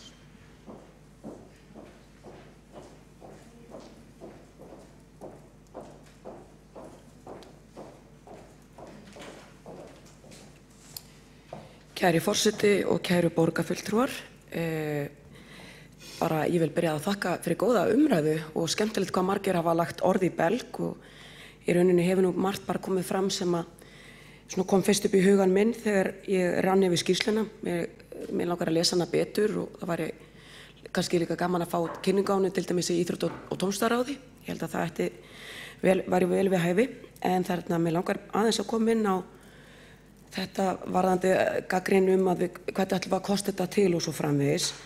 Það svo frábært nefnilega að það svo margt sem við getum gert sem að snýst ekki alltaf hvað það kostar, heldur snýst margt í þessari skýrslu, eða það gengur margt út á það gengur út á viðhorf, hvernig viðhorf ætlum við að hafa. Og mér finnst bara að vera svo gott dæmi mitt þegar við nefnum Breiðholt sem farið af stað með miklu afli, að þar snýst þetta mikið viðhorf og ég var svo heppin að hitta verkefnastjóran sem að stýra þessu góða verkefni þar, hún Þórdís Gísladóttir minni með hún heitir, flottur þjálfari hjá IR og bara mikil baráttukona fyrir íþróttum og heilsueflingu. Og það fannst með svo koma svo skýrt í ljós að þetta snýst að hitta fólk, eiga samtalið og að hver starfsstöð, hvert heimili við sjálf ákveðum hvernig skref við tökum til að bæta okkar eigið umhverfi. Og ég gat heyrt það bæði á hverfisráði Breiðholts sem og á verkefnastjóranum henni Þórdísi að þetta væri að fara mjög sterkt og vel á stað.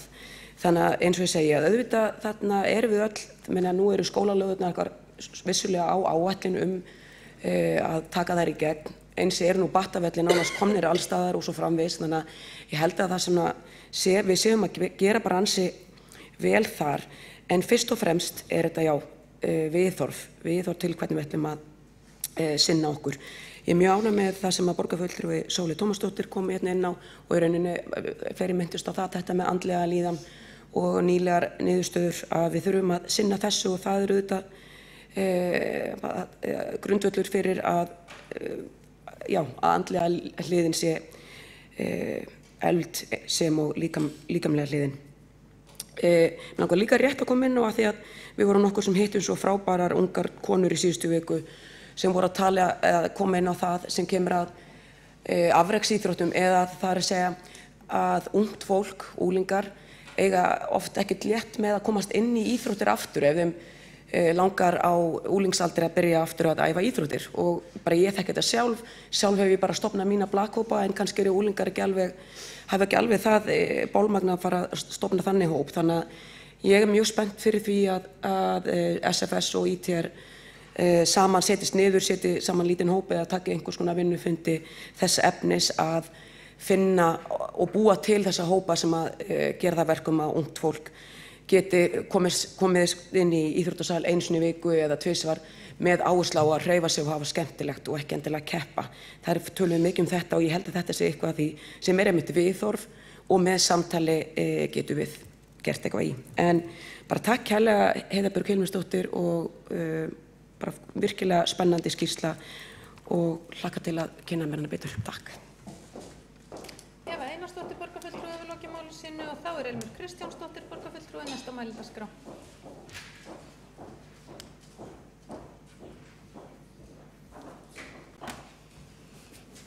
Forseti, ágætu borgarfulltrúar, já, mig langar eins og allir aðrir að byrja að þakka starfshópnum fyrir þessa skýrslu og þetta gríðarlega mikilvægt finnst mér og að í þessu forvarnastarfi sem við erum að vinna að það sé, þess vegna finnst mér þetta líka gott nafn, þetta sé lýðheilsuvísar að því að þetta eru vegvís, þetta eru vísar að vera að vísa veginn og það þetta reglíf yfir það hvernig við viljum að borgarbúum líði og við förum oft þegar við tölum heilsu þá förum við oft að tala íþróttir og þegar við tölum forvarnir þá hugsum við oft bara vímuefni að þetta snýst ekki þetta snýst að uppfylla getu sína í lífinu, að vera góður í samskiptum, að vera í tengslum við fólkið sitt, að vera í tengslum við sitt nánasta umhverfi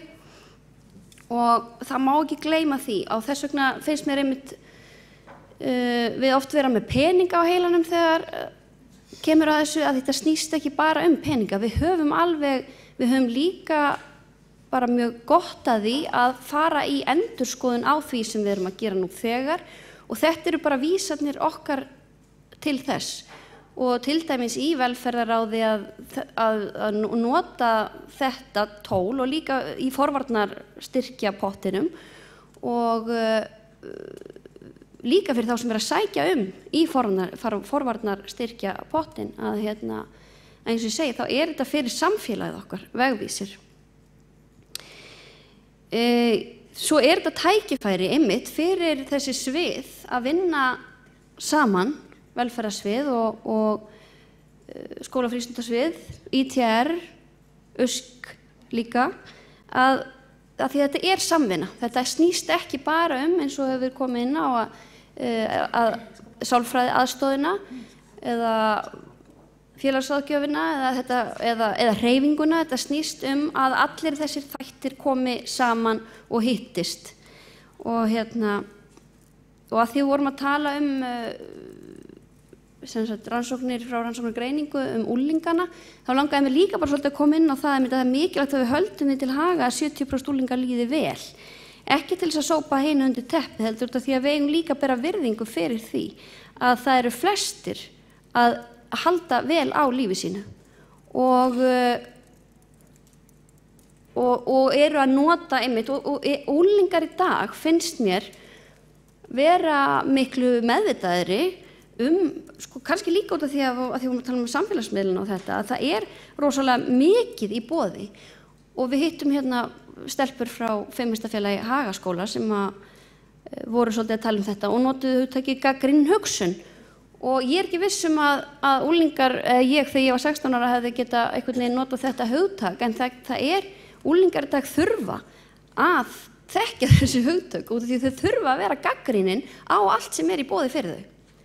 Og þannig að þau eru þroskaðri, þau eru gáfaðri og við þurfum líka að treysta þeim. Já, þannig að það er allt sem ég bara hlakka til að fá þessa skýrslu í velferðaráð og ræða þar við einmitt embættismenn og hvað við getum gert til þess að koma þessu á næsta stig. Takk fyrir. Ilmur Kristjánsdóttir, borgarfulltrúi, hefur lokið máli sínu. Næst á mælendaskrá er Hildur Sverrisdóttir, borgarfulltrúi.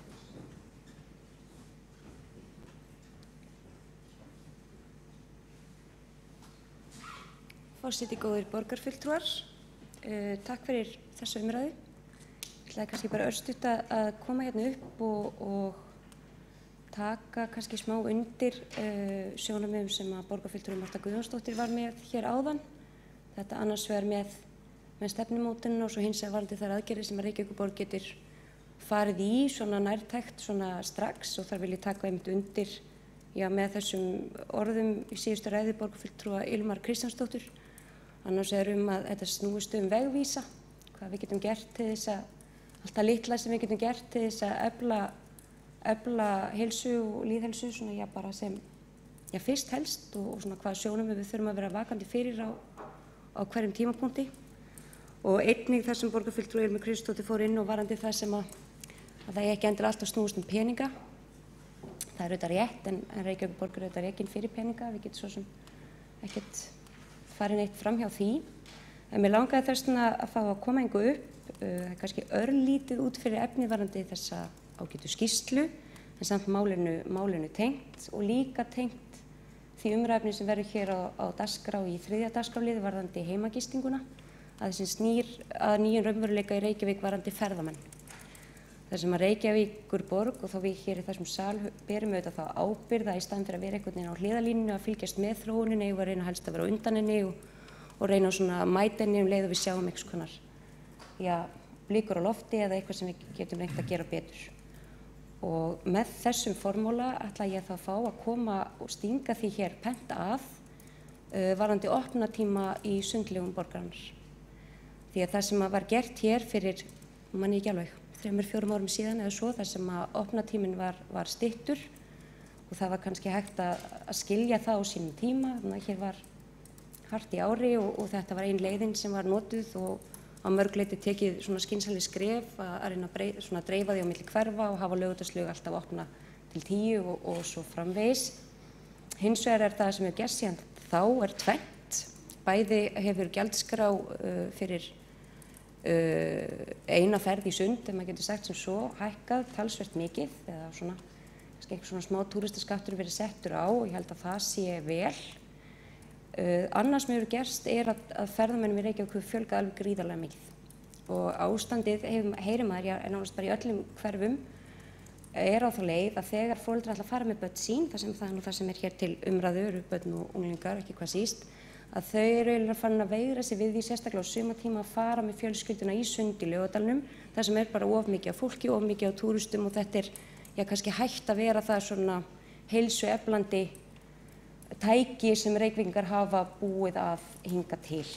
Þannig að mér langaði bara að fá að koma upp og þakka fyrir þessu umræðu. Það okkar hlutverk að vera alltaf vakandi fyrir öllu því litla sem við getum gert á hvaða tímapunkti sem Ég myndi vilja fá að sjá, hvort sem það á vegum ITR eða einhvers annars, einhvers konar kostnaðargreiningu á hversu mikið mál það sé að lengja opnunartímann þessar nokkra klukkustundir í hverfunum.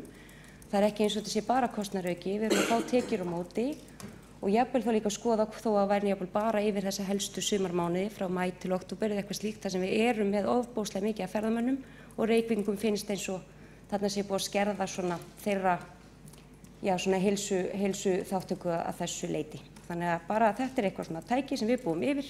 Þetta verður tiltölulega auðvelt fyrir okkur að breyta og mér langaði bara að koma með það innlegg hér í þessu umræðu. Takk. Borgarfulltrúi Hildur Sverrisdóttir hefur lokið máli sínu og þá tekur borgarfulltrúi Hjálmar Sveinsson næstur til máls.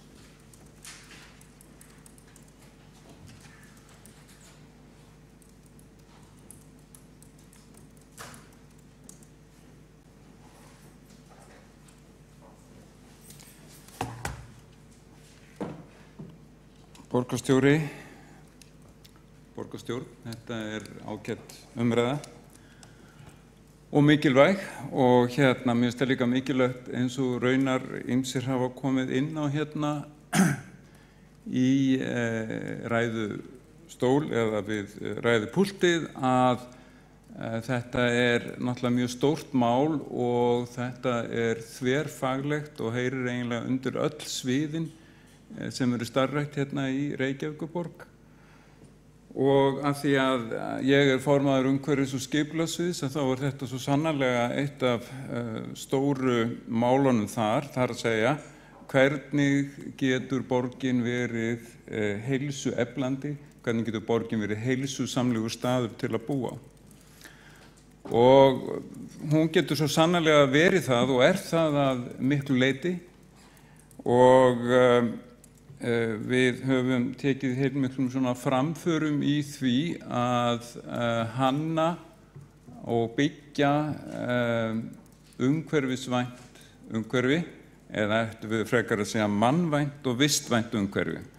og það það sem ég langaði aðeins að koma að að það nákvæmlega það sem rauður þráður eða grænn þráður öllu heldur í nýja aðalskipulaginu. Það sem sagt mjög mikið lagt upp úr því að borgarumhverfið á að vera vistvænt, götur borgarinnar eiga að vera farvegir margvíslegra faramáta. Það kannski stærsti rauði þráðurinn í skipulaginu, það hönnun gatna og það að líta á göturnar sem almenningsrými fyrir alls konar fólk og alls konar ferðamáta. Ekki bara færiband fyrir bíla eins og var lengst af á 20. öldinni og það verður líka að líta til þess að borgin var hönnuð samkvæmt þeim mælikvörðum og markmiðum að bílar ættu að komast sem hraðast á milli staða og þess vegna voru mjög margar borgir á Vesturlöndum sem voru skipulagðar í anda módernisman svokallaðar, það voru ekki mjög barnvænar borgir. Hraðbrautir, mislæg gatnamót og götur það sem að í rauninni ekki ætlast til þess eða sé neinn gangandi vegfarandi, það ekki barnvænt umhverfi. Og stundum talað það í dálítið svona nostalgískan hátt af einu sinni hafi börnin verið að leika út á götu í París og að sippa og í brennibolta og veit ekki hvað og hvað, en síðan gerðist eitthvað og það var það að í rauninni göturnar voru teknar yfir af bílstjórum, þær urðu hættulegar. Og talandi heilsu unglinga að þá verð ég enn og aftur að minnast á hérna fræðandi en leið skelfilegu umferðarskýrslu Óla H. Þórðarssonar. Það sem kemur fram að það voru á yfir 1500 mann sem hafa látist í bílslysum á Íslandi síðastliðin 100 ár, þar af 500 börnunglingar. Og eitt af því sem hefur tekist vel til að banaslysum á börnum og unglingum hefur fækkað verulega. Fyrir svona 10-15 árum voru þau kannski 2 ári, nú það kannski 1 á 2 ára fresti. Í nýrri hjólreiðaáætlun fyrir Reykjavíkurborg lögð sérstök áhersla, það reyndar eitt af 4 mælanlegum markmiðum, það að efla hjólreiðar grunnskólabarna. Og þar lögð áhersla á það líka að aðstæður fyrir hjólandi skólakrakka séu hafðar sem bestar við alla skóla og þess vegna finnst mér að það ætti ekki að vera þannig eins og kom fram hér fyrr í þessari umræðu hjá Heiðu Björg Hilmisdóttur borgarfulltrúa að það virðist vera geðþótta ákvörðun skólastjóra hvernig þið haga þessum málum. Í sumum skólum eins og Fossvogsskóla og fleiri skólum þetta mjög gott. Fossvogsskóli fékk sérstaka samgönguviðurkenningu fyrir 2 árum, en í öðrum skólum þetta alls ekki góðu lagi. Ég veit til þess að í Danmörku til að mynda víða bannað að keyra börnin alla leið að skólanum. Þau eiga að labba alltaf lágmark síðustu 500 metrana. Þetta til þess að forðast öngþveiti og umferðarteppu við skólana sem sjálfur sér hættuleg og hún mengandi. Og þetta líka heilsuhvetjandi að venja börnin á það að ganga. Þannig að ég held að það sé dálítið mikilvægur liður í því að gera borgina heilsusamlega og ennþá betri fyrir börn og unglinga sé að taka upp dálítið, kannski taka upp til að byrja með meira samtal við skólastjórnendur og gera þeim það ljóst að þetta ekki alveg þeim í sjálfsagt sett, heldur þetta stefna, mjög vel rökstudd stefna borgarinnar. Borgin hefur lagt mikla áherslu á það að byggja upp gott stígakerfi, bæði fyrir gangandi vegfarendur og hjólandi vegfarendur. Það mun koma sér vel og það kemur sér vel fyrir ungmenni og líka börn auðvitað sem á hjólum. Núna orðið svo mikil ásókn í slíka stíga að borgin hefur rauninni ekki undan og krafa dagsins aðgreindir hjólastígar fyrir hjólandi. Nokkrar götur hafa verið teknar í gegn og gerðar að því sem til að mynda Bandaríkjamenn kalla complete street, það að segja götur fyrir alls konar ferðamáta, Borgartún, Hverfisgata, Grensásvegur. Grensásvegur núna að verða að breytast úr sem sagt í rauninni frekar hættulegri, nöturlegri og mengandi hraðbraut í gegnum hverfi sem að börn voru yfirleitt aldrei sendi yfir í frekar fallega og örugglega miklu öruggari borgargötu með breiðum gangstígum, breiðum hjólastígum og hægari bílaumferð. Þetta liður í því að gera götu í borgarhluta þar sem íbúarnir hafa mjög lengi talað mjög neikvæð áhrif mikillar og hraðrar bílaumferðar, gera hana sem sagt að vistvænni og mannvænni og umfram allt barnvænni og unglingavænni götu. Þannig að það svo sannarlega margt sem að sem að umhverfis- og skipulagssvið og umhverfis- og skipulagsráð getur gert til þess að gera borgina betri borg fyrir börn og unglinga. Og ég heldur einar að það megi segja það að ein besta leiðin til þess, að skapa, byggja upp, endurhanna góða borg, sé að endurhanna og byggja upp barnvæna borg.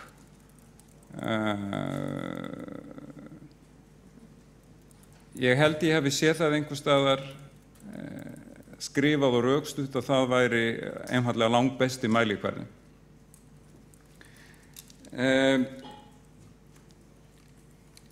Ég nenni varla og þó, af því að ég ekki það latur, að svara borgarfulltrúanum Mörtu Guðjónsdóttur sem að notaði tækifæri til þess að fara í svona venjulegan flokkspólitískan slag það að það þyrfti að gera hitt og þetta betur. Auðvitað þarf að gera hitt og þetta betur. Það verður alltaf þannig og hefur alltaf verið þannig. En það í gangi plan endurgerð á skólalóðum til næstu ára og það eru plan sem eru svona frá 100 milljónum upp í 150 milljónir á hverju ári. Gengur bara ágætlega. Og síðan þegar að síðustu lóðirnar hafa verið teknar í gegn þá örugglega aftur komin leið til þess eða tími til þess að byrja upp á nýtt á hringnum. Ég segi þetta til þess að allir séu klárir á því að það ákveðið kerfi í gangi, það ákveðin áætlun í gangi, svo áætlun verður örugglega einhverju leyti og hluta til endurskoðuð í haust en vinnan í gangi og allir vita nákvæmlega hvað verið að gera og það að fara alveg hellingur af peningum, mörg 100 milljónir bara næstu 4-5 árin í þessar aðgerðir. Að þessu sögðu maður langar mig að geta þess að mín börn, svo ég fara út í persónulega nótur, fóru á Valdórleikskólann við Grundarstíg og þar stefnan sú að það ekkert sem tilbúið af fullorðnu fólki. Krakkarnir búa sér til kofana sjálf, gera allt sjálf og þar hugsunin sú að slíkt umhverfi ýti undir frjórri hugsun og meira samstarf heldur en á fullhönnuðum og ofurhönnuðum skólalóðum. Og þetta nefni ég vegna þess að það eru til ýmsar stefnir í þessu máli og þessum málum, skólalóðamálum og Waldorf skólastefnan mjög öflug víða heim og hefur gefið mjög góða raun. Og ég fagna því að við í Reykjavík höfum ekki bara eina stefnu í skólamálum og skólalóðamálum heldur alls konar stefnur fyrir alls konar börn, að því að börnin eru líka alls konar og það misjafnt hvað þeim hentar best. Hjálmar Sveinsson, borgarfulltrúi, hefur lokið máli sínu og þá tekur Kjartan Magnússon, borgarfulltrúi, næstur til máls.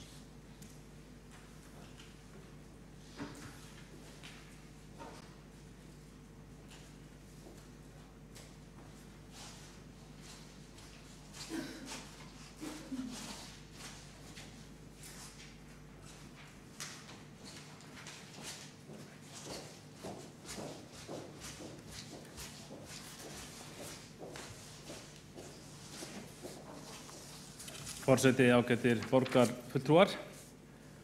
Ég fagna því að þetta mál sé á dagskrá, skýrsla stýrihóps lýðheilsu og heilsueflingu barna og unglinga. Nú, þessi skýrsla sem hópurinn skilaði af sér, ég held að hún sé bara hún sé fín í sjálfu sér. Það þó þannig að mér finnst vera mjög mikið af almennu orðalagi og sjálfsögðum hlutum og hefði satt að segja búist í því að í henni væru skýrari tillögur það hvernig eigi að stuðla að heilsueflingu í borginni. Nú það þannig að eiginlega allt það sem hefur verið fjallað þessar skýrslu hefur verið fjallað margoft áður þetta eru, eins og ég sagði, þetta eru svona sjálfsagðir hlutir sem allir borgarfulltrúar eru sammála og þeir sem hafa setið í ráðum og nefndum borgarinnar eitthvað tíma, þeir muna að margt sem þarna er nefnt og bara eru fínu hlutir en hafa verið margoft ræddir áður. Og þegar maður kemur að tillögunum þá eru þær auðvitað bara ágættar í sjálfu sér en mér segir nú svo hugur að flestir af okkar ágættu borgarfulltrúa og embættismenn þeir telji sig hafi verið að fylgja þessum hlutum bæði í orði og verki í öllu sínu starfi og til dæmis svona gagnmerk tillaga sem ég vitna hér í með leyfi forseta. Lagt til að heilsueflingarstarf hefjist í leik-, grunnskóla og frístundastarfi en breiðist smám saman út til allra starfsstöðva borgarinnar og samstarfsaðila í hverfinu. Samstarfsaðilar sem þegar eru komnir á borðinu eru framhaldsskólar, íþróttafélög og heilsugæsla. Og maður gæti, það væri hægt að skilja þetta þannig eins og það væri verið að hefja þetta starf en trúum við borgarfulltrúar góður að þeir sem þekkja til þessara stofnana og félaga og samstarfsaðila sem þarna eru nefndir, þeir vita auðvitað að heilsuefling eru ær og kýr þessara aðila. Við vitum það að innra starf flestra þessara aðila, leikskóla og grunnskóla og frístundaheimila og íþróttafélaga, það hefur stóreflst á undanförnum áratugum og ég tel mig tala af nokkurri þekkingu. Ég hef heimsótt alla leikskóla, grunnskóla og frístundaheimili borgarinnar og ég hef bara rauninni heillast af því góða starfi sem þar á sér stað, ekki síst á þessu sviði heilsueflingar. Þannig að ég tel að nú þegar þá sé þessu sýnt og auðvitað má gera betur. Auðvitað heyrir maður það í þessum heimsóknum að maður fær óskir oft betra skipulag eða meira fé. Til dæmis á leikskólum fær maður mjög gjarnan það ábendingu að það þurfi að bæta fé í hráefniskaup leikskóla þannig að þeir geti fullnægt manneldismarkmiðum sem sé ekki gerast núna. Þannig að manni finnst þáttur að sé alltaf gaman að lesa svona texta, þá finnst mér, þetta er svona hálfgeitt déjà vu, mér finnst ég að sé svo margt af þessu áður. Og svona ef maður skoðar þetta með gagnrýnu hugafæri eins og okkur berið þetta að gera. Og hér að skóla- og frístundarsvið eigi að sjá til þess að heilsuefling verði einn af grunnþáttum skólastarf, eins og aðalnámskrá bæði leikskóla og grunnskóla gerir ráð fyrir. Ég fullyrði það að bara hér og nú að vona þess ekki að fullyrða mikið að ég held að allir skólastjórar í borginni þeir hafi lesið aðalnámskrá, kynnt sér hann til hlítar og farið í námskeiðin og í hvað, setja ráðstefnur aðalnámskrá. Og ég er alveg viss að flestir ef ekki allir gera sitt besta til þess að fara eftir henni. Og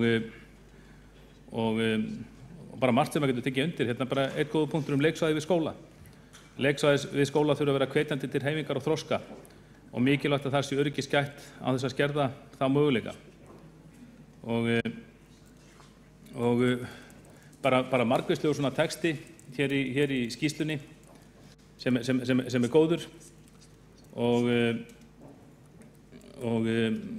skoða hvernig að samræma heilsueflingarstarf almennu skólastarfi.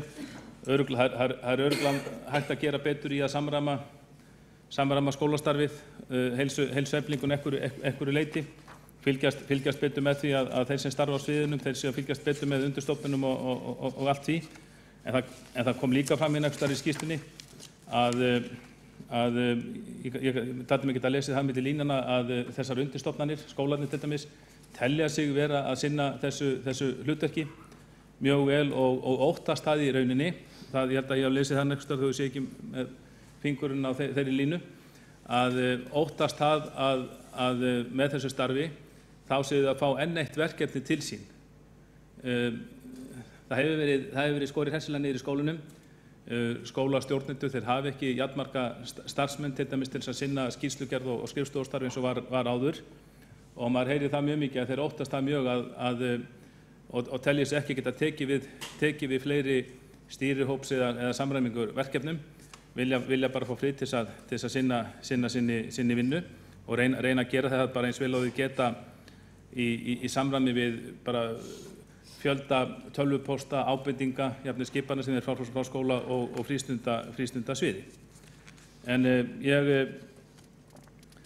þannig að mér finnst ég að lesa margt í þessu áður, en ég hefði jafnvel búist við í svona skýrslu, kannski kemur það í framhaldinu, að því að ég held að við höfum alveg verið sammála hér í borgarstjórn alveg svo lengi sem hún hefur verið starfandi að stofnanir okkar eiga að vera heilsueflandi og ég hefði kannski búist við því að það er farið meir út úr því að finna hvar skórinn kreppir og finna hvaða aðgerðir sé hægt að fara út í núna til þess að gera okkar heilsueflandi skóla enn meira heilsueflandi og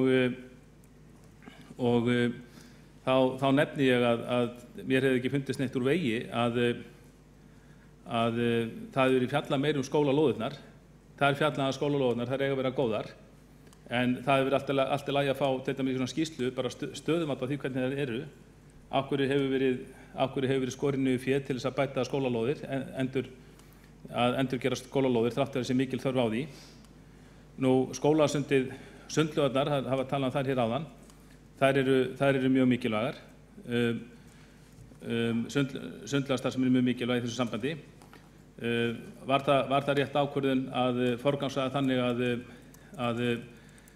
að gera nýja sundlaug, byggja nýja sundlaug hér í 101, þar sem við erum ekki í vandræðum með sundlaug fyrir skólasund, í stað þess að forgangsraða og byggja nýja sundlaug austast í borginni í Grafarholti Úlfarsárdal, þar sem við erum í miklu vandræðum vegna skorts á aðstöðu fyrir skólasund og þurfum að senda börnin í þeim hverfum í annað sveitarfélag. Þetta er bara dæmi. Það var minnst á svifryki hérna áðan. Þarna hefði maður jafnvel viljað sjá umfjöllun það hvort að hvaða aðgerðir við getum gripið til varðandi svifrykið, til dæmis hvort að komið til greina ákveðnum götum borgarinnar sem til dæmis liggja nálægt leikskólum að steypa götur í staðinn fyrir að hafa þá tegunda malbyggi sem við notum núna, ég segi sko annarkvort hafa mun sterkara malbygg en lenska núna að nota, að minnsta kosti nálægt leikskólum þar sem getur verið svifrykshætta, eða jafnvel steypa þær götur sem er alveg hægt tæknilega og sem önnur sveitarfélög gera og sýnt hefur verið fram á að minnki svifryk til muna. Einnig hefur verið gaman að sjá umfjöllun frístundastrætó þar sem hefur verið sýnt fram á að í eina hverfi borgarinnar þar sem er ekki starfandi frístundastrætó, þar eru færri börn í íþróttum heldur en hinum hverfunum.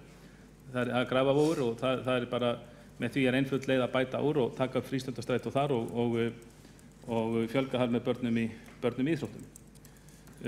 Mjög góðar ábendingar sem komu hér fram varðandi geðræktina, meðal annars hjá Sólveigu Tómasdóttur borgarfulltrúana. Auðvitað hljótu að taka þessar tölur alvarlega, að á aðeins 4 ára tímabili þá skuli vera helmingsfjölgun eða jafnvel tvöföldun hjá þeim sem skora hátt í þunglyndisskvarða, að það fari í 11-17% hjá stúlkum og 3-5% hjá strákum og einnig þeirra sem skora hátt í kvíðakvarða, það skuli vera tvöföldun. Minnstakosti þegar maður sér svona tölur, það er alveg full ástæða til að fara mjög vel yfir þetta og þá þurfum við að skoða kerfi hjá okkur, hvernig hefur við staðið að því að stytta biðlista eftir sérfræðiþjónustu í borginni, er komið fullnægjandi lausn á því máli, þáttur höfum rætt það hér í mörg ár í sölum borgarstjórnar. Ég er ekki viss um að svo sé. Og ég held að við höfum rauninni talað svo mikið þessi mál, ég held að við séum öll til hint heilsueflingu, tek líka algjörlega undir með Hjálmari Sveinsinni borgarfulltrúa varðandi hjólreiðarnar og það er alveg rétt sem hann segir, það hefur að sú breyting sem hefur orðið á skipulagsvinnu hér á undanförnum árum eða áratugum og hefur miðað að því að búa í haginn fyrir heilsueflandi valkosti í samgöngum eins og reiðhjól, eins og hjólreiðar hefur alveg verið til fyrirmyndar og hjólreiðar hafa aukist. Ég er alveg viss um að breytingar á skipulagsvinnu eiga þátt í því og það er alveg sjálfsagt eins og hann segir og við höfum rætt það í skóla- og frístundaráði að auðvitað það ekki að vera háð geðþótta skólastjóra hvort að það er boðið upp á geymsluaðstöðu fyrir fullnægjandi geymsluaðstöðu fyrir hjól á skólalóðum og við höfum rætt þetta og ég veit ekki betur en þetta hefur rætt á skólastjórafundum og ef það er ennþá misbrestur á því þá auðvitað á að taka á því. Og það er einmitt í tengslu við svona skýrslu sem við ræðum hér í borgarstjórn hvar skórinn kreppir og ræðum aðgerðir. Þess vegna mér hefði ekki fundist úr vegi að í þessari skýrslu sem ég segi, góð skýrsla, en mér finnst ég hafa lesið hana nokkrum sinnum áður, þar hefðu bara verið konkrét tillögur, til dæmis þetta eins og borgarfulltrúi Hjálmar Sveinsson nefndi með skólana og fleiri nefndi hérna áðan. Og ég tel að við gætum komið lengra í þessari vinnu því að ég tel að í þessum málum þá höfum við sjálfstæðismenn átt ákveðið frumkvæði en við lögðum nefnilega fram borgarfulltrúar Sjálfstæðisflokksins, við lögðum nefnilega fram árið 2013 þá lögðum við fram tillögu að hér í borgarstjórn að það yrði stofnað lýðheilsuráð, sérstakt lýðheilsuráð sem yrði tímabundið, verkefnis væri tímabundið og ráðið væri bara skipað til 2 ára. Og við lögum það til að markmið þessa ráðs ætti að vera að horfa hlutlægt á alla starfsemi borgarinnar, verkefni og stefnumörkur sem snertir þætti sem tengjast lýðheilsu barna og ungmenna.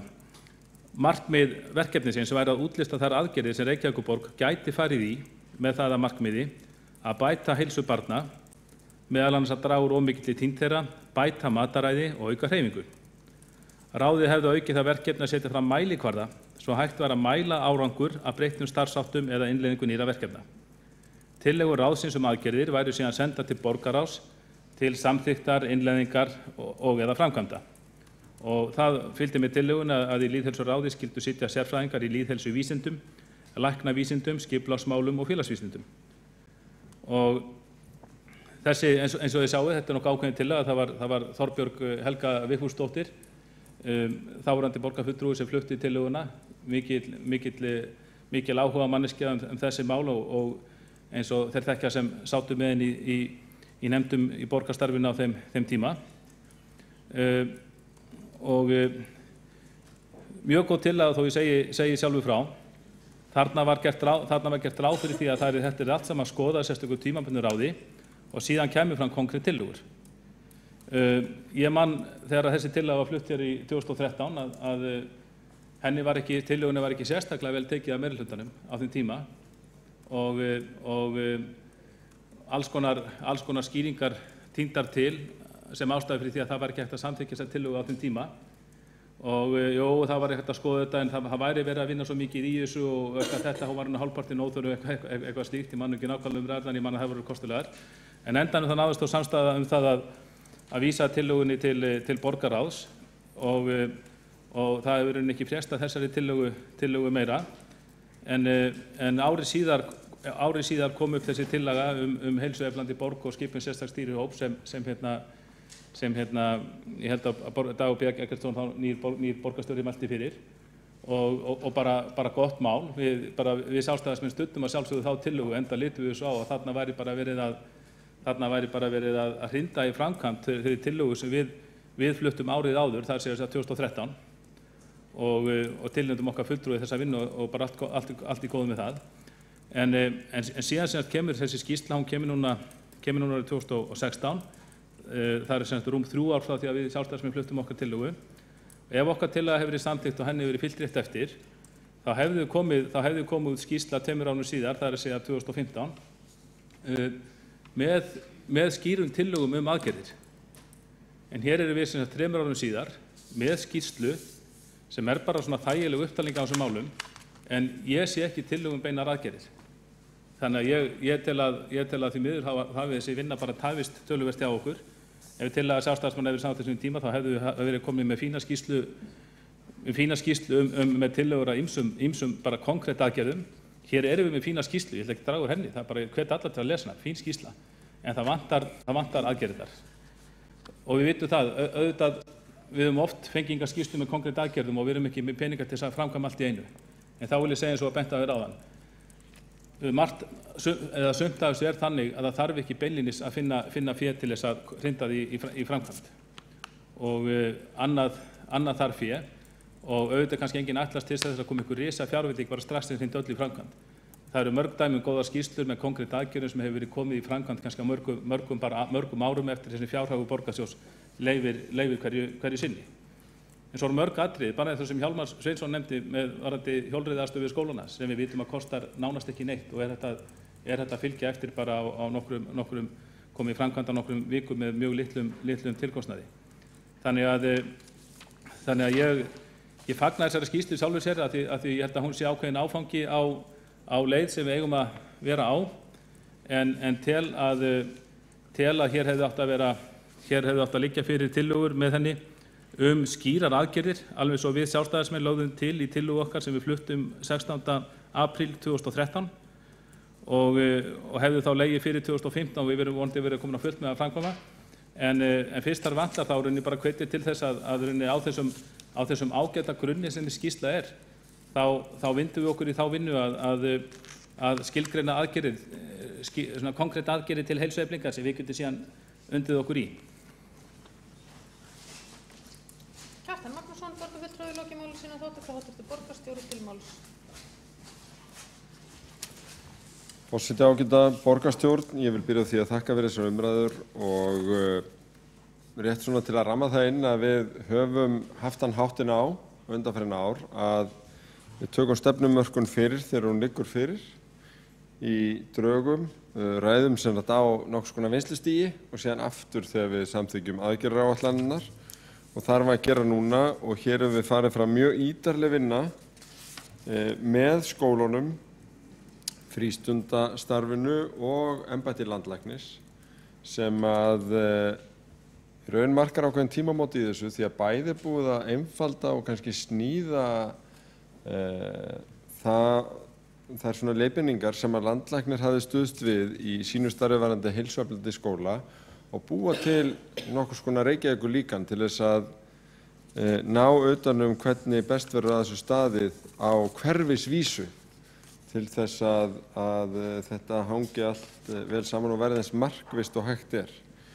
Ég er mjög ánægður með þann áhuga sem að þessi málefni mæta í borgarstjórn og fagna bara öllum ábendingum aðgerðir og tillögur og annað slíkt. Til þessi leikurinn gerður, einmitt til þess að setja fókus á þessi mál, draga fram hvað skiptir máli og ég held að þó að svona kannski sumt hljómi aðeins ólundarlega eða svona sem aðfinnslur við þessa góðu vinnu að þá betur að gá, þá borgarstjórn í raun að hefja sig upp yfir skotgrafinnar. Nú kallað eftir því að minnka álagið á sundlauginni í Laugardal vegna margra ferðamanna. En bara fyrir örfáum vikum vorum við að rífast það hvort það væri góð hugmynd að setja útilegu við Sundhöllina. Þetta nákvæmlega aðgerð sem hugsuð til þess að dreifa álaginu þannig að íbúar og gestir borgarinnar geti farið í sund. Núna kallað eftir því að tryggja öruggar göng- og hjólaleiðir allra barna í borginni sem auðvitað gert bæði með umferðaröryggisáætlunum og einstaka verkefnum í hjólreiðaáætlun. En fyrir bara örfáum vikum vorum við að rífast það hvort það væri verjandi að setja peninga í umbætur á Grensásvegi. Við höfum líka verið að fjalla það og margir kalla eftir því að það sé mikilvægt að vinna með öllum og ná sameiginlegum skilningu og fókus. Það sannarlega gert í þessu verkefni og ég held að það sé algjör undirstaða. En það við að gera í lýðheilsuverkefni í heild sinni. Mitt ár 2013 var nefnilega gert samkomulag milli Reykjavíkurborgar og landlæknisembættisins hvernig við ætlum að vinna þessu. Það átti að horfa á 3 lykilþætti, heilsueflandi leik- og grunnskóla sem þetta verkefni hér. Í öðru lagi heilsueflandi samfélagi eða hverfi öllu heldur, og við erum að vinna því í hverfiskipulaginu, og í þriðja lagi lýðheilsu og jöfnuð og í raun þann rannsókna og gagnagrunn sem við ætlum að leggja til grundvallar þegar við metum árangurinn af öllu starfinu.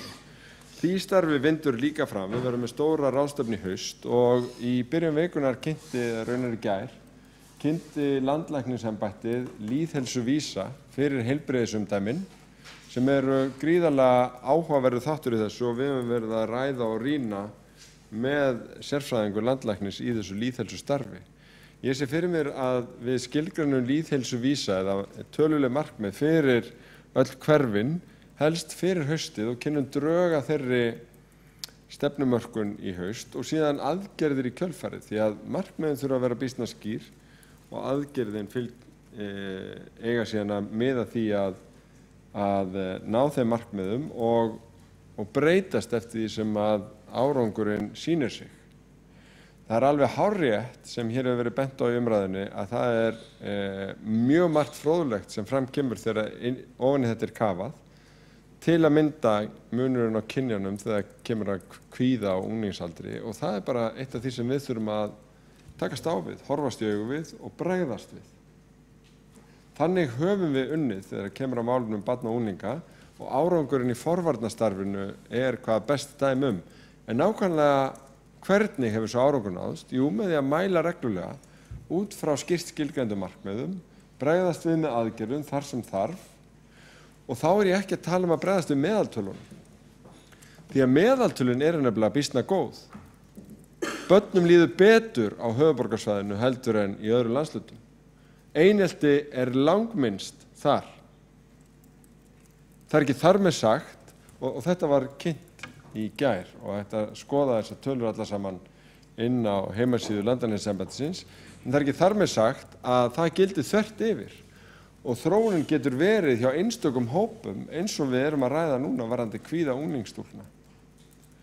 Og það að takast á við einstaka neikvæða þróun í þessa átt og átt okkur á því hvað er að tryggja góðan árangur þar sem að þróunin er góð, að það gerir okkur að meiri heilsuborg.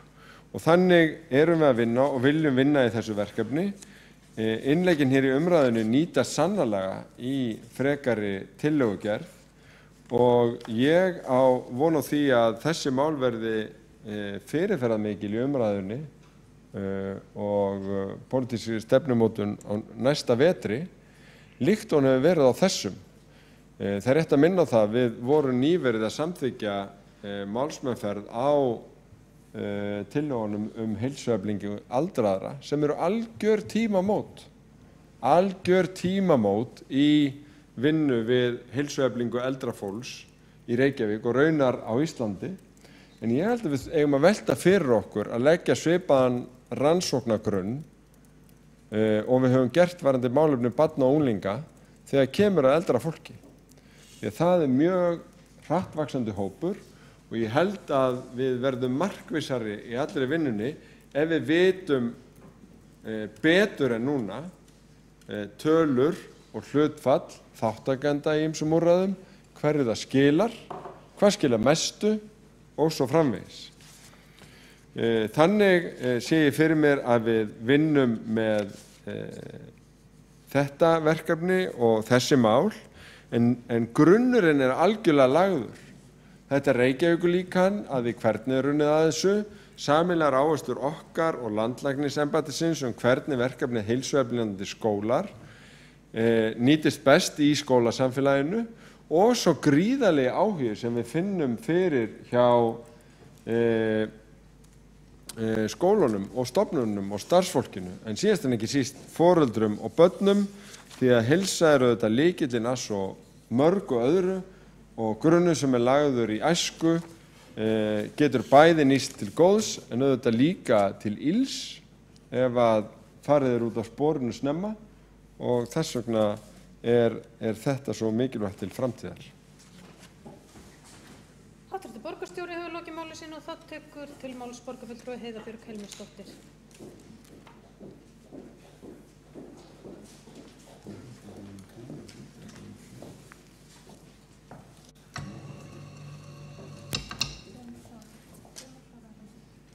Kæri forseti og ágætu borgarfulltrúar, mér langaði bara að fá að taka undir orð borgarstjóra og þakka kærlega fyrir þessu umræðu og þennan áhuga sem að hér hefur komið fram á heilsueflingu. Ég er svo sem ekkert endilega hissa á því en mér finnst mikilvægt að vera aðeins með þetta hér og þetta er auðvitað eitt af bara grunnmálum, ekki viljum við vera heilsuspillandi borg, ekki viljum við hafa heilsuspillandi skóla, þannig að við þurfum að fara yfir þetta.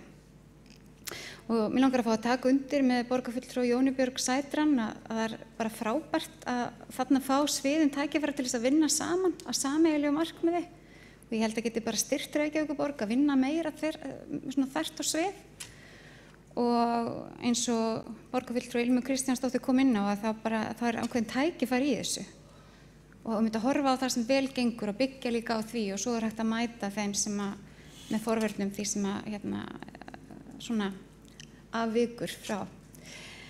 Varðandi það að heilsueflandi, allir skólarnir sem eru heilsueflandi að taka þátt í þessu verkefni embættis landlæknis sem heilsueflandir skólar, séu ekki kannski nægilega heilsueflandi til þess að fá að kalla sig heilsueflandi skóli. Þá bara langaði mig að fá að segja það hér að það að vera heilsueflandi skóli er í rauninni að maður hafi sett sér markmið að verða betri. Það er svona maður getur verið íþróttamaður þó maður sé kannski ekki í landsliðinu eða eitthvað. Þetta er alveg, þú ert búin að setja það markmið, þú ert komið með prógram og þú ert að vinna eftir því. Og þú vilt ná einhverjum markmiðum og einhverjum árangri. En það er svona misjafnt á hvaða stað fólk byrjar. Og þetta tekur langan tíma. Og þessi 4 atriði, þessi 4 þættir, hreyfing og næring og líðan og lífstíll, þetta fer aftur og aftur. Við náum ekkert öllu sem við viljum gera í fyrsta skipti sem að hver skóli er í einum þætti. En þá bara fer þetta hringinn og smám saman bætum við okkur.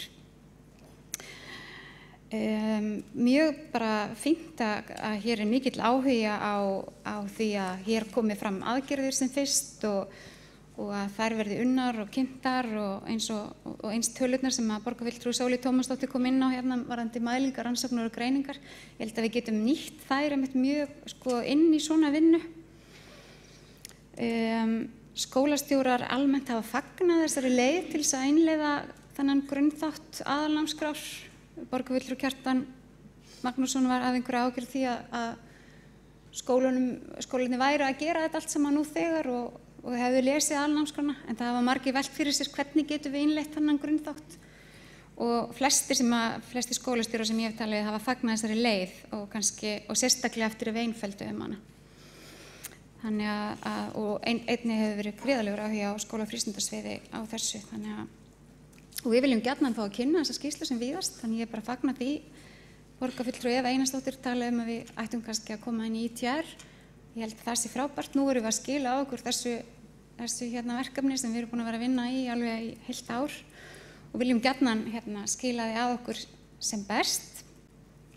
Ég held að það sé mikil tækifæri eins og innan ITR til þess að hugsa hvernig þið getur komið að þessu og til dæmis styrkir sem fara til ITR, hvaða kröfur þurft að vera þar og þá kannski fæ ég að nefna sem sérstaklega áhugamálum næringu, þú veist, hvaða skyndibitar eru eða hvaða millibitar eru í boði á til dæmis þessum íþróttastöðum þar sem krakkarnir okkar eru að koma og svo eins og borgarfulltrúi Eva Einarsdóttir nefndi líka, þú veist, tækifæri fyrir krakka til að byrja að æfa íþróttir, til dæmis ef einhver 12 ára langar að byrja að æfa fótbolta, það er, á hann að byrja með 6 ára strákunum eða stelpunum eða þú veist, þú kemur ekkert inn í liðið einhvern veginn 12 ára og það er nú eiginlega alveg eins í held í öðrum íþróttum, fimleikum eða handbolta eitthvað slíkt. Þannig að kannski þurfa að vera einhverja fleiri, kannski væri hægt að setja einhverja svoleiðis skilyrði að það væri einhverju svona, það væri leiðir inn. Mér fannst mjög gott einmitt innlegg líka frá borgarfulltrúa Hjálmari Sveinsinni að tengja þetta aðalskipulaginu. Auðvitað er þetta ekki eitthvað einstakt verkefni, við erum öll að vinna þessu á einhvern hátt og þetta tengist öllum sviðum. Og ég held að gott stígakerfi, þetta er rauninni kallað á hjólastíga og göngustíga og aðskilnað og þetta skipulag hverfanna. Ég held þetta bara, það sé mikil tækifæri þarna til að gera bæði umgjörðina sem fólki hefur og byggingarnar þannig að það er stuðli að heilsusamlegum lifnaðarháttum. Og það er til endalausar rannsóknir og ég veit að borgarfulltrúi Hjálmar Sveinsson hélt þetta sérstakan fund í vetur. Já, annars bara forvarnir virka, við höfum sýnt það og ef við vinnum öll samhent að því að efla heilsu ungmenna þá getum við það. Og ég held að sé ágætist bara loka orða að vitna aftur í borgarfulltrúa Hjálmar Sveinsson að segja að góð borg er barnvæn borg og við byrjum þar og svo vonandi verður borgin okkar bara heilsueflandi fyrir alla íbúa. Heiða Hilmisdóttir, borgarfulltrúi, hefur lokið máli sínu og fleiri og ekki hvert sér hljóðs en hér hafa verið boðaðar bókanir. Borgarfulltrúar Framsóknar og Fljótavina hafa boðað bókun og borgarfulltrúar meirihlutans áskilja sér rétt til bókunar og gerir það fyrir að Sjálfstæðisflokkurinn gerir það líka. Þá göngum við til annars liðar útsettið dagskrár sem er umræða fjárhagsaðstoð.